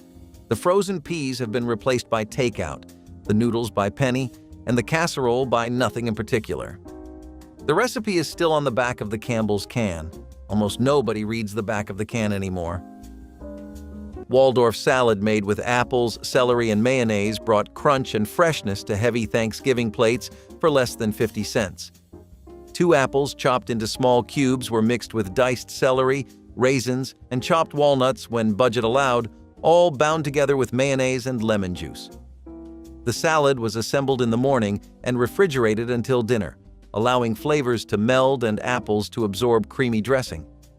This wasn't a main dish, but it provided textural contrast that made rich foods more bearable, cutting through gravy and butter with crisp apple and tangy dressing. Children initially protested salad on Thanksgiving, but sweetness of apples and raisins usually won them over after a reluctant first bite. Mothers appreciated how the dish added color to the table and used up apples that were starting to soften, but weren't bad enough to throw away. Number 20, chicken and dumplings. Don't crowd the pot, your grandmother said, letting spoonfuls of dough drop onto the simmering broth a few seconds apart. The chicken was a yard bird that had stopped laying, killed Saturday morning behind the woodshed, plucked over a kettle of boiling water, and singed clean. By Sunday afternoon, it had simmered 3 hours with celery, an onion, a bay leaf, and a chicken back from the previous week. The dumplings were flour, lard, milk, and salt, dropped in for the last 15 minutes. The pot fed 8 people. The smell carried all the way down to the church next door, which is exactly what she wanted, because 3 of those Sunday seats were always for visitors. Leftovers went into a covered dish for Monday. Sweet potato bake with marshmallows was one of the most beloved holiday dishes of the 1960s. Even in homes where the budget stretched thin, mothers used canned sweet potatoes because they were cheap, easy, and reliable. They mashed them or left them in chunks, mixing them with sugar, cinnamon, and a little butter before spreading everything into a baking dish. The marshmallows went on top, forming a snowy layer that browned into a golden, gooey crust as it baked. Kids watched the marshmallows puff up through the oven door like tiny clouds rising over the sweet orange filling. The smell alone felt like Christmas, warm and sugary in a way that made the whole house soften. Even the smallest serving tasted rich and celebratory, turning an inexpensive dish into a holiday highlight. Sweet potato bake with marshmallows proved that sweetness could transform even the simplest ingredients into something magical. Savory oatmeal bake proved that oats could be far more than a breakfast cereal, and that inexpensive pantry staples could hold their own at supper time. Rolled oats were mixed with diced onions, shredded cheese, beaten eggs, and a dash of black pepper, then baked until the top formed a golden crust. The result was a hearty loaf with a texture similar to meatloaf, but without the expense of beef. This dish allowed families to stretch their budgets while still offering a warm and filling dinner that paired well with a simple green salad or sliced tomatoes from the backyard garden. Cooks loved that the recipe welcomed additions like leftover vegetables or small bits of ham, making it an adaptable way to clear the refrigerator. Children often enjoyed the mild, nutty flavor, and leftovers could be sliced and reheated for breakfast the next morning.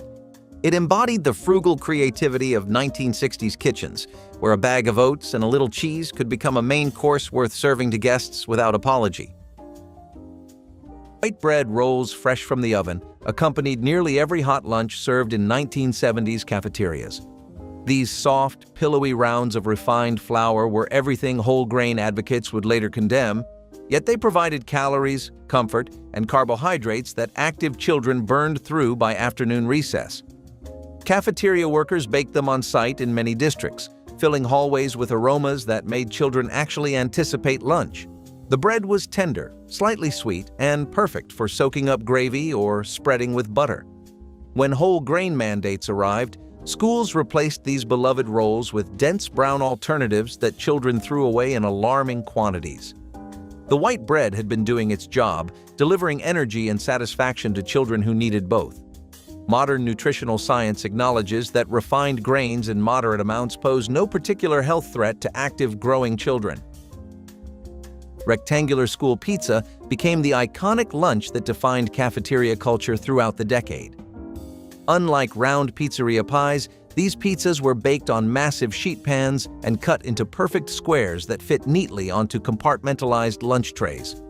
The crust was thick, doughy, and slightly chewy, with a golden bottom from being baked directly on greased aluminum. Cafeteria workers spread tomato sauce from industrial cans across the dough, then covered it with mozzarella and commodity cheese that turned bubbly and brown in commercial ovens. The cheese had a particular stretchiness that regular pizza couldn't match, pulling into long strings when students bit into their squares. Friday Pizza Day was sacred, and children who forgot their lunch money suffered genuine disappointment. The recipe was simple, but execution required timing and institutional knowledge passed between cafeteria veterans. Rectangular school pizza created its own category of comfort that generations still remember fondly. Fish Stick Fridays were a weekly ritual, a nod to the no meat on Friday tradition that gave school kitchens a chance to break out the frozen boxes. Golden fish sticks lined up neatly on metal trays, their breadcrumb crusts crisp from the industrial ovens, while the insides steamed softly. Tartar sauce cups were passed along the counter, and a squeeze of lemon was a rare treat when the budget allowed.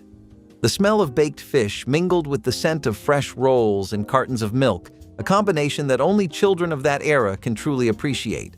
Some kids swapped their sticks for extra dessert, while others built towers of fish and bread on their plates, daring friends to take a bite. It was a meal that taught patience, because those fish sticks stayed hot long after you sat down. The memory of that crunchy first bite remains sharp, a taste of childhood Fridays when the weekend was just a bell away. Now cast your mind to the chalkboard, the trusty steed of classroom teaching from the roaring 20s to the groovy 60s. On its surface, teachers spun tales of math mysteries and epic historical sagas. The screech of the chalk, often as jarring as nails on a blackboard, yet as familiar as the sound of a vinyl record starting, was a daily soundtrack in schools. Fast forward to the present, and these venerable boards of knowledge have gracefully retired. Now replaced by the sleek finesse of whiteboards and the high-tech allure of digital screens, leaving behind a cloud of chalk dust memories. Pimento cheese sandwiches were a Southern love letter written in cheddar, mayonnaise, and bright red pimentos, served between soft white bread and packed with personality. This was not just a sandwich. It was a tradition, a ritual, and sometimes a dare for kids unfamiliar with its bold, tangy flavor. The cheese was sharp. The mayonnaise mellowed it out. The pimentos? They brought color, a hint of sweetness, and that unmistakable peppery kick. Pimento cheese was often whipped into a spread and slapped onto sandwich bread before being wrapped in wax paper and tossed into a lunchbox. It squished a little, stained the paper orange, and always felt like it had something to prove. Some kids swapped them, others hid them, but everyone remembered them. It was not the kind of sandwich that blended in, and that was the point. Over the years, it slipped out of school cafeterias and into specialty food menus, but back then, it was a staple that defined a region and a generation. It was homemade, it was messy, and it was honest. Number 29, wilted lettuce salad. Bacon grease did the work that olive oil does now. A mother in a Pennsylvania Dutch farmhouse outside Lancaster would fry 4 strips, pour the hot fat over a bowl of torn leaf lettuce, and call the family before the leaves crisped back. Vinegar went in, a spoonful of sugar, sometimes a sliced hard-boiled egg. The salad was warm, not cold. It tasted like the smell of a Sunday kitchen, smoky and sharp at once. Wilted lettuce showed up on tables in Ohio and West Virginia and Indiana. Anywhere a household had a garden and bacon in the icebox. It was not on any restaurant menu in 1962. It was a homemade thing. Wilted lettuce proved heat and vinegar belonged on greens. Number 22, Swiss steak. A round steak pounded thin with the edge of a saucer, dredged in flour, browned in a heavy skillet, then braised for 2 hours with stewed tomatoes, green pepper, and onion until a fork could cut it. 49 cents a pound at the A&P in 1964. The technique was called Swissing because the meat got rolled between fluted rollers at the butcher counter to break the fibers. Every family had a Wednesday version. The gravy went over mashed potatoes or buttered noodles. By the time microwaves hit kitchens in the late 1970s, nobody had 2 hours for a weeknight braise anymore. And the dish that smelled like Wednesday across half of America began to fade. But you could still find it on the menu of small-town diners through 1991, listed under blue plate specials with mashed potatoes and green beans for $3.75. Mashed potatoes stretched with milk and margarine fed entire extended families from a single 5-pound bag costing 39 cents. The potatoes were peeled, boiled until tender, then mashed with whatever dairy was available, usually cheap margarine and reconstituted powdered milk that cost almost nothing. Mothers whipped the potatoes with electric beaters, adding extra milk to increase volume until the bowl looked like it could feed a small army. The result was fluffy and mild, the perfect canvas for soaking up giblet gravy and turkey drippings. Children created wells in their potatoes, specifically designed to hold as much gravy as possible without spilling onto the rest of the plate. Some families added cream cheese when someone brought it as a contribution, elevating the dish into something almost luxurious. These weren't gourmet potatoes, but they were reliable, filling, and cheap enough that seconds and thirds were always encouraged throughout the meal. Number 29, ham hock and pinto beans. The smell of hog and onion came up through the floorboards by 10 in the morning, and the rest of the holler stayed quiet until that smell drifted out the back door. A smoked hock from the fall hog had been wrapped in cloth and kept in the spring house, shaved off a piece every Sunday for the bean pot. Most years, the hock had not been bought from the meat counter at all, since the hog had come up from the barnyard the previous November. Beans cooked low for 3 quiet hours until the meat slid loose from the bone. The whole pot went out with a slice of pone and a tall glass of buttermilk. The same hock and bean pot had simmered on Buchanan County stoves through 3 coal strikes between 1949 and 1965, the recipe never written down once. Those who ate it as kids are 60 now. They still salt their cornbread the way she did. Browned butter carrots were one of those simple Christmas sides that tasted far fancier than they cost, making them a quiet favorite on 1960s holiday tables. Carrots were cheap and kept well through the winter, piling up in pantries long before Christmas week arrived. Mothers peeled them, sliced them into long strips or little rounds, and simmered them until they softened just slightly. Then came the magic.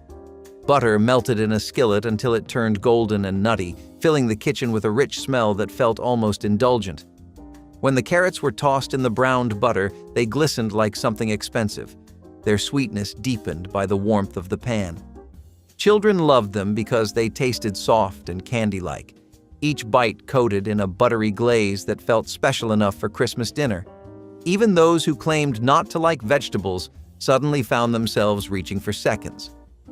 Mothers appreciated the way this humble dish dressed up the table without stretching the grocery budget. Browned butter carrots brought color, warmth, and a quiet elegance to holiday meals, proving once again that small touches often made the biggest difference. Buttermilk potato pancakes were a beloved solution for leftover mashed potatoes and a shining example of kitchen thrift in mid-century America. Cold mashed potatoes were combined with tangy buttermilk, a beaten egg, and a bit of flour to create a batter that fried up into golden cakes with crisp edges and fluffy centers. Served hot from the griddle, these pancakes paired beautifully with applesauce, sour cream, or a simple sprinkle of salt and pepper. The recipe offered a new life to yesterday's potatoes, ensuring that nothing in the kitchen went to waste. Families welcomed the comforting aroma that filled the house as the pancakes cooked, making even an ordinary weeknight feel special. They were hearty enough to stand alone as supper, but also worked well alongside a small slice of ham or a bowl of vegetable soup. Easy to make and quick to cook, these pancakes became a regular part of many 1960s dinner rotations and remain a reminder that frugality can be delicious when handled with care and creativity. Frankfurters with natural casings appeared regularly on cafeteria menus, served in soft white buns with mustard and sometimes relish. These hot dogs snapped when bitten, the natural casing giving way to seasoned beef and pork that tasted like actual meat. The nitrates used for preservation became controversial in later decades, with health authorities warning about cancer risks that subsequent research has largely failed to confirm. Those preservatives prevented bacterial growth and created the characteristic cured flavor that made hot dogs satisfying. School lunch programs served millions of these frankfurters weekly without the hand-wringing that would come later. The protein was real, the portions were appropriate, and children ate them willingly. Modern science has softened considerably on nitrate concerns, noting that vegetables contain far higher levels than processed meats and that the cancer risk was dramatically overstated. Cheeseburger pie turned the beloved American hamburger into a casserole that could feed entire classrooms from a single pan. Ground beef was browned with onions and seasoned with salt, pepper, and Worcestershire sauce, then spread across the bottom of baking dishes.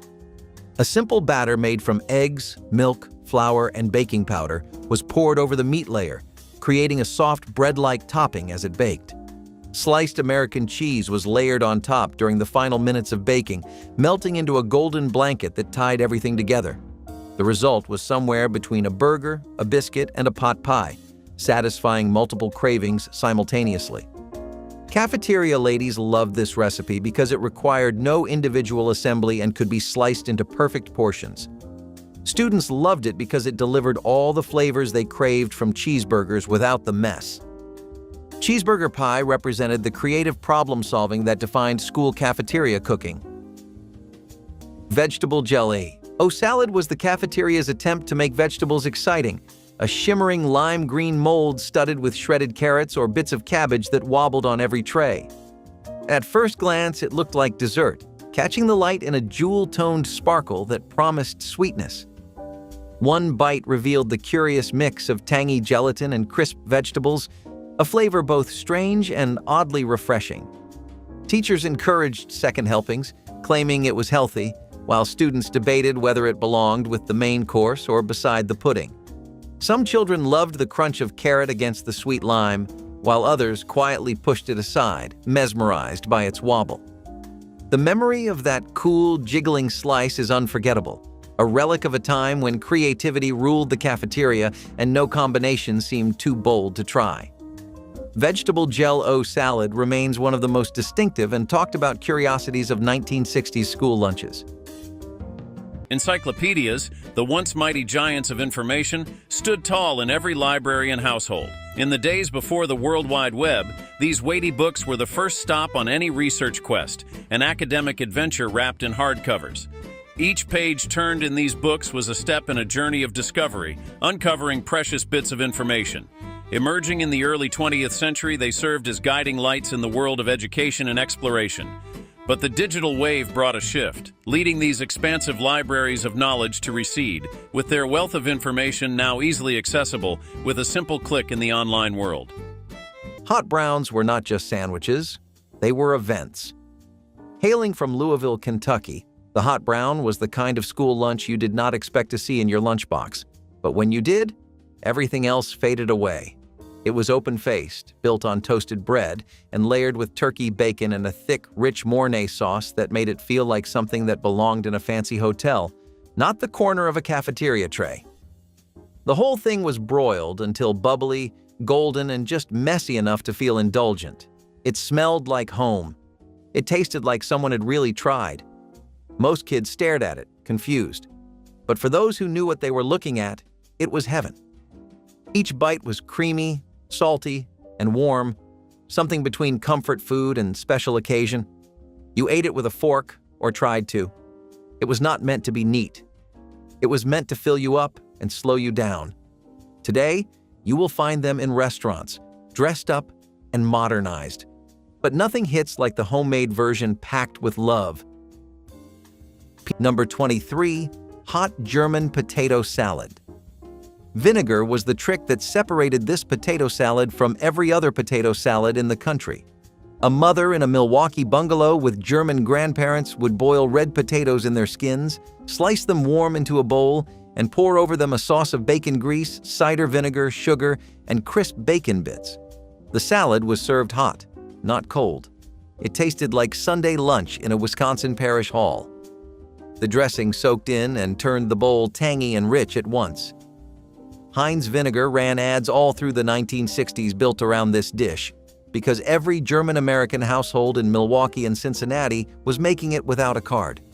Hot German potato salad was the side immigrant grandmothers kept alive through their daughters. Number 23, liver and onions. A pound of sliced calf liver dredged in seasoned flour, seared in bacon drippings, and smothered in onions cooked until they collapsed. Mashed potatoes on the side, a glass of milk for the kids who knew better than to argue. Through the 1960s, your grandmother kept liver on the rotation every other Thursday because it was cheap and what the doctor told a tired wife to feed her husband. The dish disappeared because the children who choked it down vowed never to serve it themselves. By 1985, most butchers had stopped carrying it in the front case. What most people miss about Thursday liver is how completely a weeknight staple could vanish in 20 years. One generation ate it without question. The next refused to even smell it. Green bean casserole made with canned beans and canned soup became the vegetable dish that actually disappeared from serving bowls. 2 cans of green beans at 15 cents each were drained and mixed with 1 can of Campbell's cream of mushroom soup for 19 cents, topped with French's fried onions for 39 cents, creating a complete side for under $1.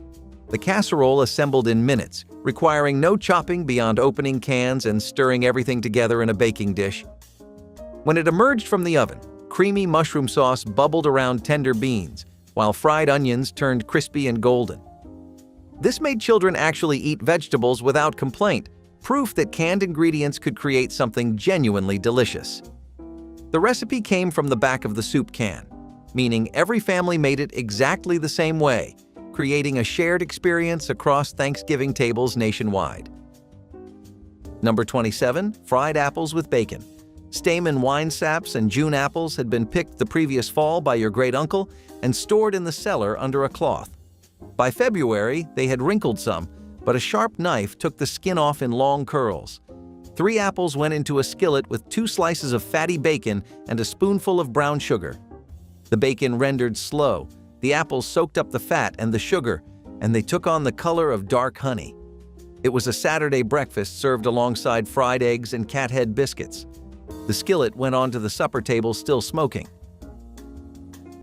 Fried oyster loaf was a coastal Christmas tradition made possible only because families purchased cheaper seconds oysters instead of expensive ones. These oysters were smaller or slightly misshapen, but once battered and fried, they became golden treasures. Mothers heated oil in a deep skillet, dipping each oyster in seasoned cornmeal before letting it sizzle to crisp perfection.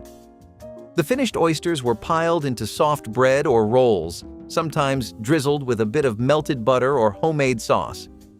In many homes, the loaf was sliced and shared like a centerpiece, each portion reminding the family that Christmas joy did not have to come from a full roast or a fancy spread. Kids loved the crackle of each bite, the warm bread, and the salty richness that felt like a special treat reserved only for the holidays. Even families far from the coast remembered this dish from childhood stories, keeping the tradition alive in their own thrifty way. Fried oyster loaf was a reminder that even budget seafood could become a festive centerpiece when prepared with care. Green bean croquettes brought new life to leftover vegetables, turning them into crispy patties that satisfied even the pickiest eaters. Cooked green beans were mashed with breadcrumbs, a beaten egg, and a sprinkle of herbs, then shaped into small rounds and pan-fried until golden on the outside and soft within. This dish allowed thrifty homemakers to stretch a handful of beans into a full meal, pairing perfectly with a dollop of ketchup or a simple white sauce. Children loved the crunch, and parents appreciated the low cost and quick preparation time. Green bean croquettes also demonstrated the growing influence of European cooking techniques in American kitchens, where frying and breadcrumb coatings were becoming increasingly popular. Served alongside a salad or a scoop of mashed potatoes, they brought variety and texture to the dinner table without adding strain to the grocery budget. Their lasting charm lies in the way they prove that even the simplest leftovers can be turned into something special when treated with care and creativity. Canned fruit cocktail in heavy syrup was dessert disguised as nutrition, and cafeterias served it proudly. Those cubed peaches, pears, grapes, and cherries floated in sugared liquid that made fruit acceptable to children who might otherwise reject it entirely. The syrup was thick, sweet, and genuinely delicious, transforming institutional fruit into something children requested rather than avoided. Lunch ladies spooned generous portions into small bowls, and children ate every bite. When sugar became the new dietary villain, heavy syrup disappeared in favor of fruit packed in juice or water that children largely refused to finish. The original version delivered vitamins, fiber, and the simple pleasure of sweetness that made school lunches bearable. Modern thinking suggests that moderate sugar consumption, particularly attached to actual fruit, poses minimal health risk compared to the processed alternatives children consume today. What peanut butter bars satisfied the after-lunch sweet tooth while delivering protein that helped students focus through afternoon classes. A base layer of oats, flour, brown sugar, and butter was pressed into sheet pans and baked until golden. Creamy peanut butter was mixed with powdered sugar and softened butter to create a thick filling spread across the warm crust. The final layer of chocolate chips melted over warm peanut butter created a glossy, dark topping that firmed as it cooled. Cut into small squares, these bars were rich enough that modest portions satisfied completely. The combination of textures made eating them an experience requiring attention and appreciation. Schools could prepare massive batches that held well throughout lunch service without refrigeration. The ingredients were affordable and the recipe forgiving, allowing even inexperienced bakers to produce consistent results. Peanut butter bars became trading currency in cafeterias, with students offering milk cartons and fruit cups for extra squares. Hot dog and bean casserole proved that a few humble ingredients could feed an entire school with room to spare. Thick baked beans simmered in a sweet brown sauce while sliced hot dogs nestled on top, their edges curling as they browned. The aroma of smoky beans and sizzling franks filled every corner of the cafeteria, making even the quietest students perk up. Served with a slice of buttered bread, it was hearty enough to power through gym class and math lessons alike. Children loved the playful surprise of finding extra pieces of hot dog hidden beneath the beans, a small reward for digging deep. The combination of sweet sauce and salty meat created a flavor that still lingers in memory, a reminder of simple pleasures on a school day. It was thrifty, filling, and impossible to forget. The kind of meal that kept students happy and cafeteria workers proud of stretching every dollar to its fullest. Unforgettable in its utility and simplicity, the bookstrap was the go-to textbook carrier before the groovy 70s hit their stride. More than just a functional tool, it stood as a proud symbol of studiousness as students balanced towers of books against their hip. Crafted from sturdy leather or durable fabric, this humble strap encapsulated the essence of an era when education was quite literally a physical undertaking, a weight carried with pride and purpose. With the advent of backpacks offering more comfort and space, these straps gradually vanished from the school scene, leaving behind fond memories of a more tactile and involved educational experience, a time when lugging your learning was part of the daily routine. Bologna and ketchup sandwich was the lunchroom underdog, a squishy, no-frills sandwich that somehow earned its place among childhood favorites. It was cheap, fast, and unapologetically plain. A slice or two of bologna, straight from the fridge, slapped onto soft sandwich bread and dressed with a squirt of ketchup. That was it. No lettuce, no cheese, no frills. But in its simplicity was something oddly satisfying. The bologna was smooth and salty. The ketchup added tang and sweetness. The bread held it all together like a peace treaty between convenience and hunger. It showed up in mid-century lunchboxes packed by parents who needed to stretch a budget and feed a family. Kids would open their bags, see that red smear pressed through the plastic wrap, and know exactly what to expect. There was no surprise, and somehow that was comforting. It was a sandwich that never pretended to be more than it was, and maybe that is why it stuck around as long as it did. You rarely see them now, lost in a sea of organic spreads and artisanal fillings. Number 25, macaroni salad. Hellmann's mayonnaise carried this dish across the suburbs through the decade. A pound of elbow macaroni boiled and cooled, 2 cups of Hellmann's, a chopped celery rib, a diced sweet pickle, a hard-boiled egg, a sprinkle of paprika. That was the recipe, except there was no recipe, only a feel for it. A mother in Wanta or Hicksville would make a bowl on Saturday morning and serve it through Tuesday lunch. Macaroni salad rode in a Tupperware bowl to backyard cookouts and came back out for sandwiches the next day. It was cheap, filling, and forgiving. Macaroni salad was the side that fed a working week from one bowl. Number 14, meatloaf with ketchup glaze. 2 pounds of ground chuck mixed with a sleeve of crushed saltines, a small grated onion, 2 eggs, a splash of whole milk, and a heel of stale bread soaked soft. Pressed into a Pyrex loaf pan, slathered with a half cup of Heinz ketchup and a tablespoon of brown sugar, baked an hour at 350. The whole thing cost $1 and fed 5 people with leftovers for sandwiches the next day. Every American kitchen had a version of it. The recipe was on the back of the saltine box, on the side of the ketchup bottle, in the family Bible. Nobody measured. Through the 1960s, meatloaf was Tuesday dinner and reheated lunch and the cold sandwich a husband took to the plant in a tin pail. It survived because it was forgiving. A cup more breadcrumbs, a little less meat, an onion if you had one. The dish carried families through every paycheck week and every layoff. Then, in the 1990s, ground beef got more expensive than chicken breast, and the saltines started costing more than the ground beef. Meatloaf moved to once a month, then to never. Today, it is a chalkboard special at a diner that calls itself retro, served with mashed potatoes you did not make. You can still pull a Pyrex loaf pan out of any thrift store in the country for $2. The pan outlived the dinner. Candied sweet potatoes made from a single can became the dish children fought over at every table. A 29-cent can of sweet potatoes was sliced into rounds, layered in butter, then covered with brown sugar and cinnamon before baking until edges caramelized into sticky sweetness. Families stretched one can to feed 8 by slicing thin and arranging carefully. The result tasted like dessert, but counted as vegetables, satisfying mothers who wanted nutrition and children who craved sugar. Some added mini marshmallows on top during the last minutes, creating a golden crust that crackled when you broke through with your fork. The dish was so popular that seconds disappeared before first servings reached everyone. Sweet potatoes were cheaper than white potatoes and provided vitamins that Depression-era mothers remembered as essential. This was the taste of celebration that made Thanksgiving special, even when money was desperately tight. Number 18. Greasy beans with onion. The greasy bean was an heirloom variety. Families in Buchanan County kept the seed for generations, a pole bean with a smooth, shiny pod that turned glossy in the pot. Beans were strung up in July on the corner posts of the garden, picked tender in August, snapped at supper time while a child read aloud from a borrowed Reader's Digest.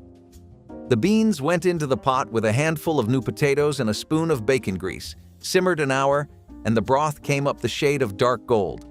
Salt at the end, never the beginning, because salt at the start kept the skins tough. The pot fed 5 for under 30 cents, and the leftovers always made breakfast. Greasy bean seed was kept in tobacco tins and traded across the Cumberland Gap from one farm to the next, sometimes for a dozen eggs and sometimes for nothing more than a handshake. The seeds came back from those tins every March. Holiday split pea soup was a winter lifesaver and a December tradition in many homes because dried peas were cheap and filling. Mothers simmered the peas with water, onions, carrots, and bits of leftover ham hock, letting the pot bubble gently for hours. The peas broke down into a thick, hearty soup that warmed the belly and filled the house with a comforting smell. Some families made a huge pot early in Christmas week so it could last through cold days when money and energy were low. Kids dipped bread or cornbread into their bowls, savoring every creamy spoonful. Even picky eaters found comfort in the simple, earthy flavor that felt like warmth made edible. It was the kind of dish that stretched across days, feeding large families even after the holiday excitement faded. Holiday split pea soup tasted like warmth on the coldest nights. Celery and cheese soufflé brought elegance to an inexpensive vegetable that most people considered only a snack or soup ingredient. Finely chopped celery was sautéed with a bit of butter and folded into a fluffy base of beaten eggs and grated cheese before being baked until the top rose and browned. Despite its sophisticated appearance, the ingredients were simple and affordable, making it a popular choice for dinner parties on a budget. The soufflé delivered a gentle crunch from the celery against the airy texture of the eggs, surprising guests who expected something plain. Because the recipe relied on pantry staples like milk, eggs, and a small amount of cheese, it fit perfectly into the frugal cooking philosophy of the time. Home cooks loved that it felt fancy without requiring costly ingredients or specialized equipment. Served with a crisp salad or a slice of toasted bread, this dish turned an ordinary evening into a special occasion and demonstrated how a humble vegetable could take center stage in a memorable meal. Chicken fried steak with country gravy represented the pinnacle of Southern cafeteria cooking brought into schools across the region and beyond. Thin beef cutlets were tenderized, breaded in seasoned flour, and fried until golden before being draped in cream gravy made from pan drippings. This dish was unashamedly rich, delivering protein, fat, and carbohydrates in proportions that kept children focused through afternoon classes. Cafeteria workers took pride in their gravy, whisking flour into rendered fat until it thickened into something between sauce and sustenance. The smell alone drew children to the serving line with genuine anticipation. The dish disappeared when fat and sodium restrictions transformed school menus into exercises in culinary deprivation. Modern research suggests that occasional consumption of such traditional preparations poses no meaningful health risk to active children who burn calories throughout the day. Peanut cheese zombies were the mysterious bread pockets that appeared under different names in cafeterias across America throughout the decade. Soft bread dough was wrapped around American cheese slices, sealed at the edges, and baked until golden brown and puffy. When students bit through the tender crust, melted cheese stretched in long strings that required careful navigation to avoid dripping onto shirts. The name varied by region, with some schools calling them cheese pockets or cheesy bread, but the concept remained consistent. These handheld treats required no utensils and could be eaten while walking to recess, making them popular with children who wanted to maximize playground time. Cafeteria workers could prepare hundreds in advance, freezing unbaked zombies for later use when schedules demanded quick solutions. The combination of soft bread and gooey cheese created a textural experience that students remembered decades later. Cheese zombies proved that simple combinations executed well could achieve legendary status in lunch. Baked corn pudding brought a gentle sweetness to the lunch line, a golden casserole where fresh or canned corn mingled with eggs, milk, and a touch of sugar. When the pans emerged from the oven, the top was lightly browned while the inside stayed soft and custardy, a perfect balance of savory and sweet. Children loved the way the kernels popped against the creamy base, offering a satisfying texture with every bite. The smell of warm corn and butter greeted students as they shuffled their trays forward, promising comfort before the first spoonful. Teachers praised it as a vegetable dish, while kids simply enjoyed it as an unexpected treat that felt almost like dessert. It paired well with roasted meats or stood alone as a hearty side that filled empty stomachs without fuss. Baked corn pudding captured the spirit of the 1960s cafeteria. Simple, nourishing, and quietly indulgent, a dish that made an ordinary school day taste like a Sunday dinner. Foreign language copies were the Rosetta Stones of their time. In an era where the world was becoming more interconnected, these books were invaluable for anyone looking to dive into new languages and cultures. They were like passports, each page a new destination, unlocking the mysteries of distant lands and peoples. Flourishing in popularity during the Cold War era, when global awareness was paramount, they provided a hands-on approach to language learning. As digital advancements took the stage in the 21st century, these printed guides have taken a step back, their role in language education now played by interactive, real-time technologies, offering a new, dynamic way to learn and connect. Ham salad sandwiches were what you made when dinner became tomorrow's lunch, and nothing went to waste. Chopped leftover ham mixed with mayonnaise, a spoonful of relish, and maybe a dash of mustard turned into something far greater than the sum of its parts. The result was creamy, salty, tangy, and just textured enough to let you know this was not store-bought. It sat heavy on white bread and came wrapped in wax paper or pressed gently into a sandwich bag that stuck to the crust by lunch hour. Kids either loved ham salad or politely declined the swap. It had presence. A slightly chunky spread with pink edges and flecks of green. Grandparents swore by it. Cafeterias served it weekly, and for a long time, it was a way to turn leftovers into something that felt brand new. It was a lunchbox classic for those raised with one hand on the cutting board and the other on the budget. Today, it rarely shows up in modern school lunches, replaced by prepackaged options and flashier flavors. Number 19, pickled beets. The jar was always there on the second shelf of the pantry, the deep red liquid catching the light when the door swung open. A mother in a Mason City kitchen or a Saginaw cottage had probably put up 24 jars in late September from the beets in her garden, and now it was February and the jars came out one by one. She drained the beets onto a glass plate, sliced them into thin discs, fanned them out, and set the plate on the supper table. Sometimes she served them straight from the jar with the brine. The flavor was sweet and sharp and earthy, and the color stained the white tablecloth if a child got careless. Pickled beets cost almost nothing per serving because the work had been done in the harvest. Pickled beets were the side dish a fall canning day made winter possible. Number 16, pork chops and applesauce with shake and bake. 4 bone-in chops shaken in a paper bag of seasoned breadcrumbs and baked at 425 until the coating turned crisp. A jar of Mott's applesauce on the side, lukewarm, straight from the refrigerator. Shake and Bake hit shelves in 1965, and within 4 years, it was in roughly 1 in 3 American kitchens. The Brady Bunch made the line famous when Peter Brady said pork chops and applesauce in his Humphrey Bogart voice. The dish was Tuesday and Thursday food. It was simple. It was effective. By the 1990s, the box had moved to the bottom shelf. The chops thinned out. The applesauce got organic.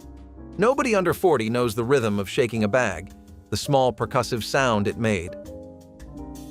Deviled eggs, made from a dozen eggs at 49 cents, became the appetizer that disappeared before the turkey was even carved. Hard-boiled eggs were halved, the yolks mashed with mayonnaise, mustard, and paprika, then spooned back into white halves, creating perfect little bites.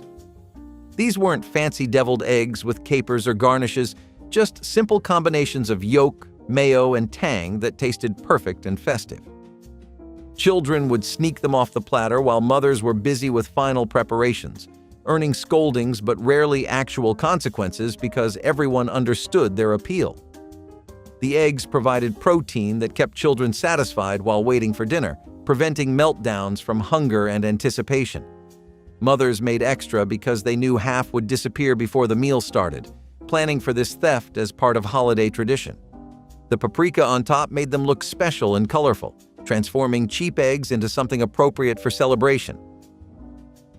Number 21. Leather breeches green beans. Beans were strung in early September on white cotton thread, each pod threaded through the middle with a darning needle. The strings hung in the warm air of the kitchen by the window for 6 weeks until the beans rattled like dry bones. A length came down in February when your canned ones ran out. They were soaked overnight, simmered 4 hours with fat back, and they tasted nothing like a fresh bean. They tasted like fall. And the Sustainable Mountain Agriculture Center in Berea is still keeping 140 Appalachian bean varieties alive in seed banks today. The strings went back up empty, ready for next September. Mashed potatoes with drippings gravy were a staple on 1960s Christmas tables because they transformed even the smallest roast into a full, comforting meal. Potatoes were inexpensive and filling, and mothers mashed them smooth with butter or milk if they had it, or with nothing more than the warm cooking water if the budget was tight. The real star, though, was the gravy made from pan drippings. After removing the meat, mothers scraped every browned bit from the bottom of the roasting pan, whisking in water or milk to create a savory, shimmering sauce. The smell alone was enough to draw children into the kitchen. When poured over a mountain of mashed potatoes, the gravy soaked through every layer, turning something simple into something deeply satisfying. This dish stretched the holiday meal further, ensuring everyone felt full even when meat portions were small. Mashed potatoes with drippings gravy were proof that flavor came from resourcefulness, not price tags. Zucchini tomato layer. Bake turned overflowing summer gardens into a warm and colorful family meal that fit any budget. Thin slices of zucchini were alternated with canned tomatoes inside a buttered casserole dish, sprinkled lightly with breadcrumbs and a handful of grated cheese. As it baked, the vegetables released their juices, blending with the cheese to create a savory sauce that required no extra effort. This dish became a staple during peak harvest months, when zucchini was plentiful and nearly free from backyard gardens or neighborhood swaps. Home cooks appreciated how easily it adapted to what they had on hand, allowing the addition of fresh herbs or a scattering of leftover rice to make it more filling. Served hot with crusty bread, it offered a complete vegetarian supper that satisfied even the most dedicated meat eaters. The simple preparation, bright flavors, and low cost made it a dependable recipe that graced countless 1960s dinner tables, celebrating the abundance of late summer produce while keeping grocery bills comfortably low for hard-working families. Based pie crusts appeared in cafeteria desserts with a flakiness that modern vegetable shortening versions simply cannot achieve. The rendered pork fat created layers in the pastry that shattered at the first bite, releasing buttery richness that complemented every filling from apple to cherry to chocolate cream. School bakers understood that lard was the secret to proper pie crust, a technique passed down through generations of American cooking. The crust was tender yet sturdy enough to hold generous fillings without becoming soggy. When animal fats became dietary villains, schools switched to vegetable shortening that contained the very trans fats we now know to be dangerous. The lard had been the healthier option all along, providing stable saturated fats that the body processes efficiently. Those original pie crusts represented genuine baking craft, not the processed shortcuts that replaced them. Modern chefs have rediscovered lard's superiority, but school cafeterias lost this knowledge decades ago. Cabbage and noodles offered a humble yet satisfying lunch inspired by the Eastern European traditions many Midwestern families brought to the United States. Thin egg noodles were tossed with butter and braised cabbage until everything glistened with savory richness. A dash of black pepper and a sprinkle of salt were all it needed to shine, though some schools added onions for extra flavor. The aroma of slow-cooked cabbage filled the air, signaling a meal that was both thrifty and hearty. Students enjoyed the tender noodles and the slight sweetness of the softened cabbage, a combination that surprised even those who claimed to dislike vegetables. It was a warming dish perfect for chilly afternoons, proving that simple ingredients could create deep comfort. Lunch ladies served generous scoops that stuck to the ribs and fueled long hours of classwork and play. Cabbage and noodles may sound plain today, but in those lunchrooms, it was beloved, a quiet reminder of home-cooked heritage and shared traditions. Gradebook report cards were the academic world's answer to the Oscars, applauding student successes and spotlighting areas for further development. These report cards were more than just paper. They were key milestones, charting progress in everything from math's intricacies to the marvels of science and literature. In students' hands, they provided a moment to reflect and recognize efforts, highlighting both accomplishments and areas for growth, capturing the essence of their annual academic journey. With our digital advancements, they've seamlessly moved to online platforms, offering swift, sustainable insights into educational progress. Number 21, cucumber slices in vinegar. The crunch came first, then the sharpness of the vinegar, then the bite of the raw onion. A mother in a Carolina farmhouse or a Long Island ranch house would peel a few cucumbers from the garden, slice them paper thin with a sharp knife, layer them in a glass bowl with rings of sweet onion, and pour over them a brine of white vinegar, water, sugar, salt, and a little fresh dill if she had it. The bowl sat in the icebox for an hour and came to the table next to fried chicken or pork chops or a hot ham sandwich. It was the cheapest cold dish in the summer rotation. A whole bowl cost less than a dime. Cucumber slices in vinegar were the side dish that a kitchen garden made automatic. Number 13, pot roast with Lipton onion soup mix. A 4-pound chuck roast browned in a Dutch oven, topped with a packet of Lipton dehydrated onion soup mix, a can of Campbell's cream of mushroom, and a splash of beef broth, then braised in a 325 oven for 3 hours. Carrots and potatoes piled around it for the last hour. Lipton printed the recipe on the back of every box from the early 1960s on, and Sunday dinner from Bangor to Bakersfield smelled the same because of it. Drive through a small town in Iowa at 4 on a Sunday and you would smell chuck roast through every screen door. The roast came out of the oven at 5. The family ate at 6. And the leftovers became hash on Tuesday. By the late 1990s, busy parents had switched to crockpots and roasted chickens. The Sunday roast moved to the Yankee Candle aisle as a scent. You can still buy the Lipton packet at any grocery store in the country.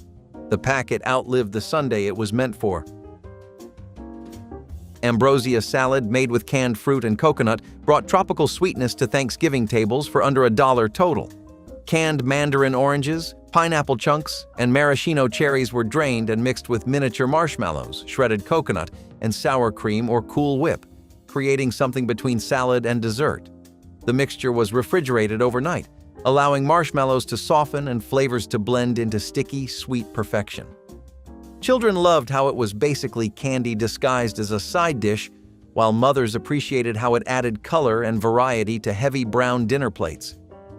The salad appeared at every Thanksgiving and Christmas, becoming so traditional that its absence would have been noticed and questioned.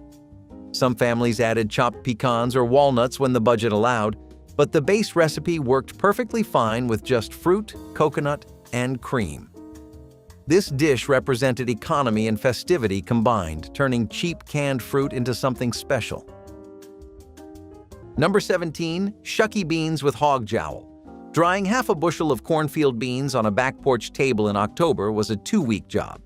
Beans went on white cloth, turned twice a day, brought in fast if rain looked likely. By November, they rattled in the bag like seed corn. A handful was tipped into the pot with hog jowl from the smokehouse, simmered 5 long hours until the beans softened and the jowl pulled apart. The broth came out smoky and dark, the kind that needed nothing but cornbread. Shuckies were dried by hands that did not stop moving from May until the first frost, and the technique was Cherokee originally, taught to the early Scots-Irish settlers who had no idea how to keep beans through a holler winter without canning jars. Bologna roll-ups baked in sauce were one of the most inventive Christmas entrees mothers turned to when holiday budgets were impossibly tight. Slices of bologna were spread with mustard or stuffing mixture, rolled tightly, and tucked into a baking dish. A simple tomato or barbecue-style sauce was poured over the top before everything baked together. The bologna softened, the filling warmed, and the sauce thickened into something surprisingly delicious. In many households, this dish appeared on Christmas Eve or the day after Christmas, stretching leftovers and keeping spirits high without requiring extra grocery money. Kids often had no idea how inexpensive the meal was. To them, it tasted special, fun, and different from everyday dinners. Some families added cheese, others added breadcrumbs, but no matter the variation, it felt festive in its own quirky way. Bologna roll-ups baked in sauce were thrift-wrapped in creativity, proving yet again that mothers could turn anything into holiday joy. Pea and egg salad plate was a thrifty supper that turned humble staples into a refreshing main dish for a warm evening. Canned peas were drained and chilled before being folded with chopped hard-boiled eggs, diced celery, and a splash of mild vinegar dressing. A pinch of dry mustard or a spoon of mayonnaise added just enough richness to bind everything together while still keeping the cost low. Served on crisp lettuce leaves or alongside sliced tomatoes from the backyard garden, it provided protein and texture without any need for meat. Home cooks loved how quickly it came together using pantry items that were inexpensive and easy to find year-round. Children enjoyed the gentle sweetness of the peas, while adults appreciated the subtle tang from the dressing. This simple combination was light enough for summertime, but filling enough to carry a family through a busy evening, reflecting the practical yet creative spirit of mid-century kitchens, where canned vegetables and eggs formed the backbone of many dependable weeknight meals. Goulash Midwest style filled giant steel pans with elbow macaroni, ground beef, and a slow-simmered tomato sauce that could stretch to feed an entire cafeteria. The noodles soaked up the savory juices until every bite delivered both comfort and fullness, making it a reliable favorite when budgets were tight. Lunch ladies stirred vats of the bubbling mixture with long wooden paddles, and the smell of tomatoes and browned beef drifted down school hallways, luring students long before the bell rang. A sprinkle of dried oregano or a dash of black pepper was the only seasoning needed to make it feel like a special treat. Children returned for second helpings, knowing the warmth of that simple dish would carry them through the afternoon's lessons. It was hearty, inexpensive, and endlessly adaptable, a dish that symbolized how school kitchens turned plain staples into memorable meals. Goulash Midwest style remains a shining example of how resourceful cooking and a little spice transformed ordinary ingredients into a lunch many still crave today. Number 18. Boiled onions and cream. Simmering pearl onions in a saucepan of milk thickened with a little flour and butter was the Thanksgiving side dish that grandmothers in Hartford and Boston and Portland refused to give up. The onions came in a mesh bag from the produce aisle, small and round and pale. A mother trimmed the root ends, peeled them in a bowl of cold water to keep her eyes from stinging, and dropped them into the cream sauce to bubble for half an hour. The onions turned sweet and soft. The sauce turned silky. A grandmother who had served this dish since 1938 would set the bowl on the table next to the turkey and the cranberries and explain to nobody why it mattered. Boiled onions in cream were the side dish that New England kept whole through the decade. Those were 60 meals that once fed a generation of American school kids, and today you won't find a single one on any lunch tray in the country. If you sat in a school cafeteria in the 1960s, drop a comment and tell us the one meal you still think about to this day. Was it the rolls, the sloppy joes, that square pizza nobody could ever figure out? If these brought back memories, hit subscribe so you don't miss the next one. Until then, eat well and remember where it all started.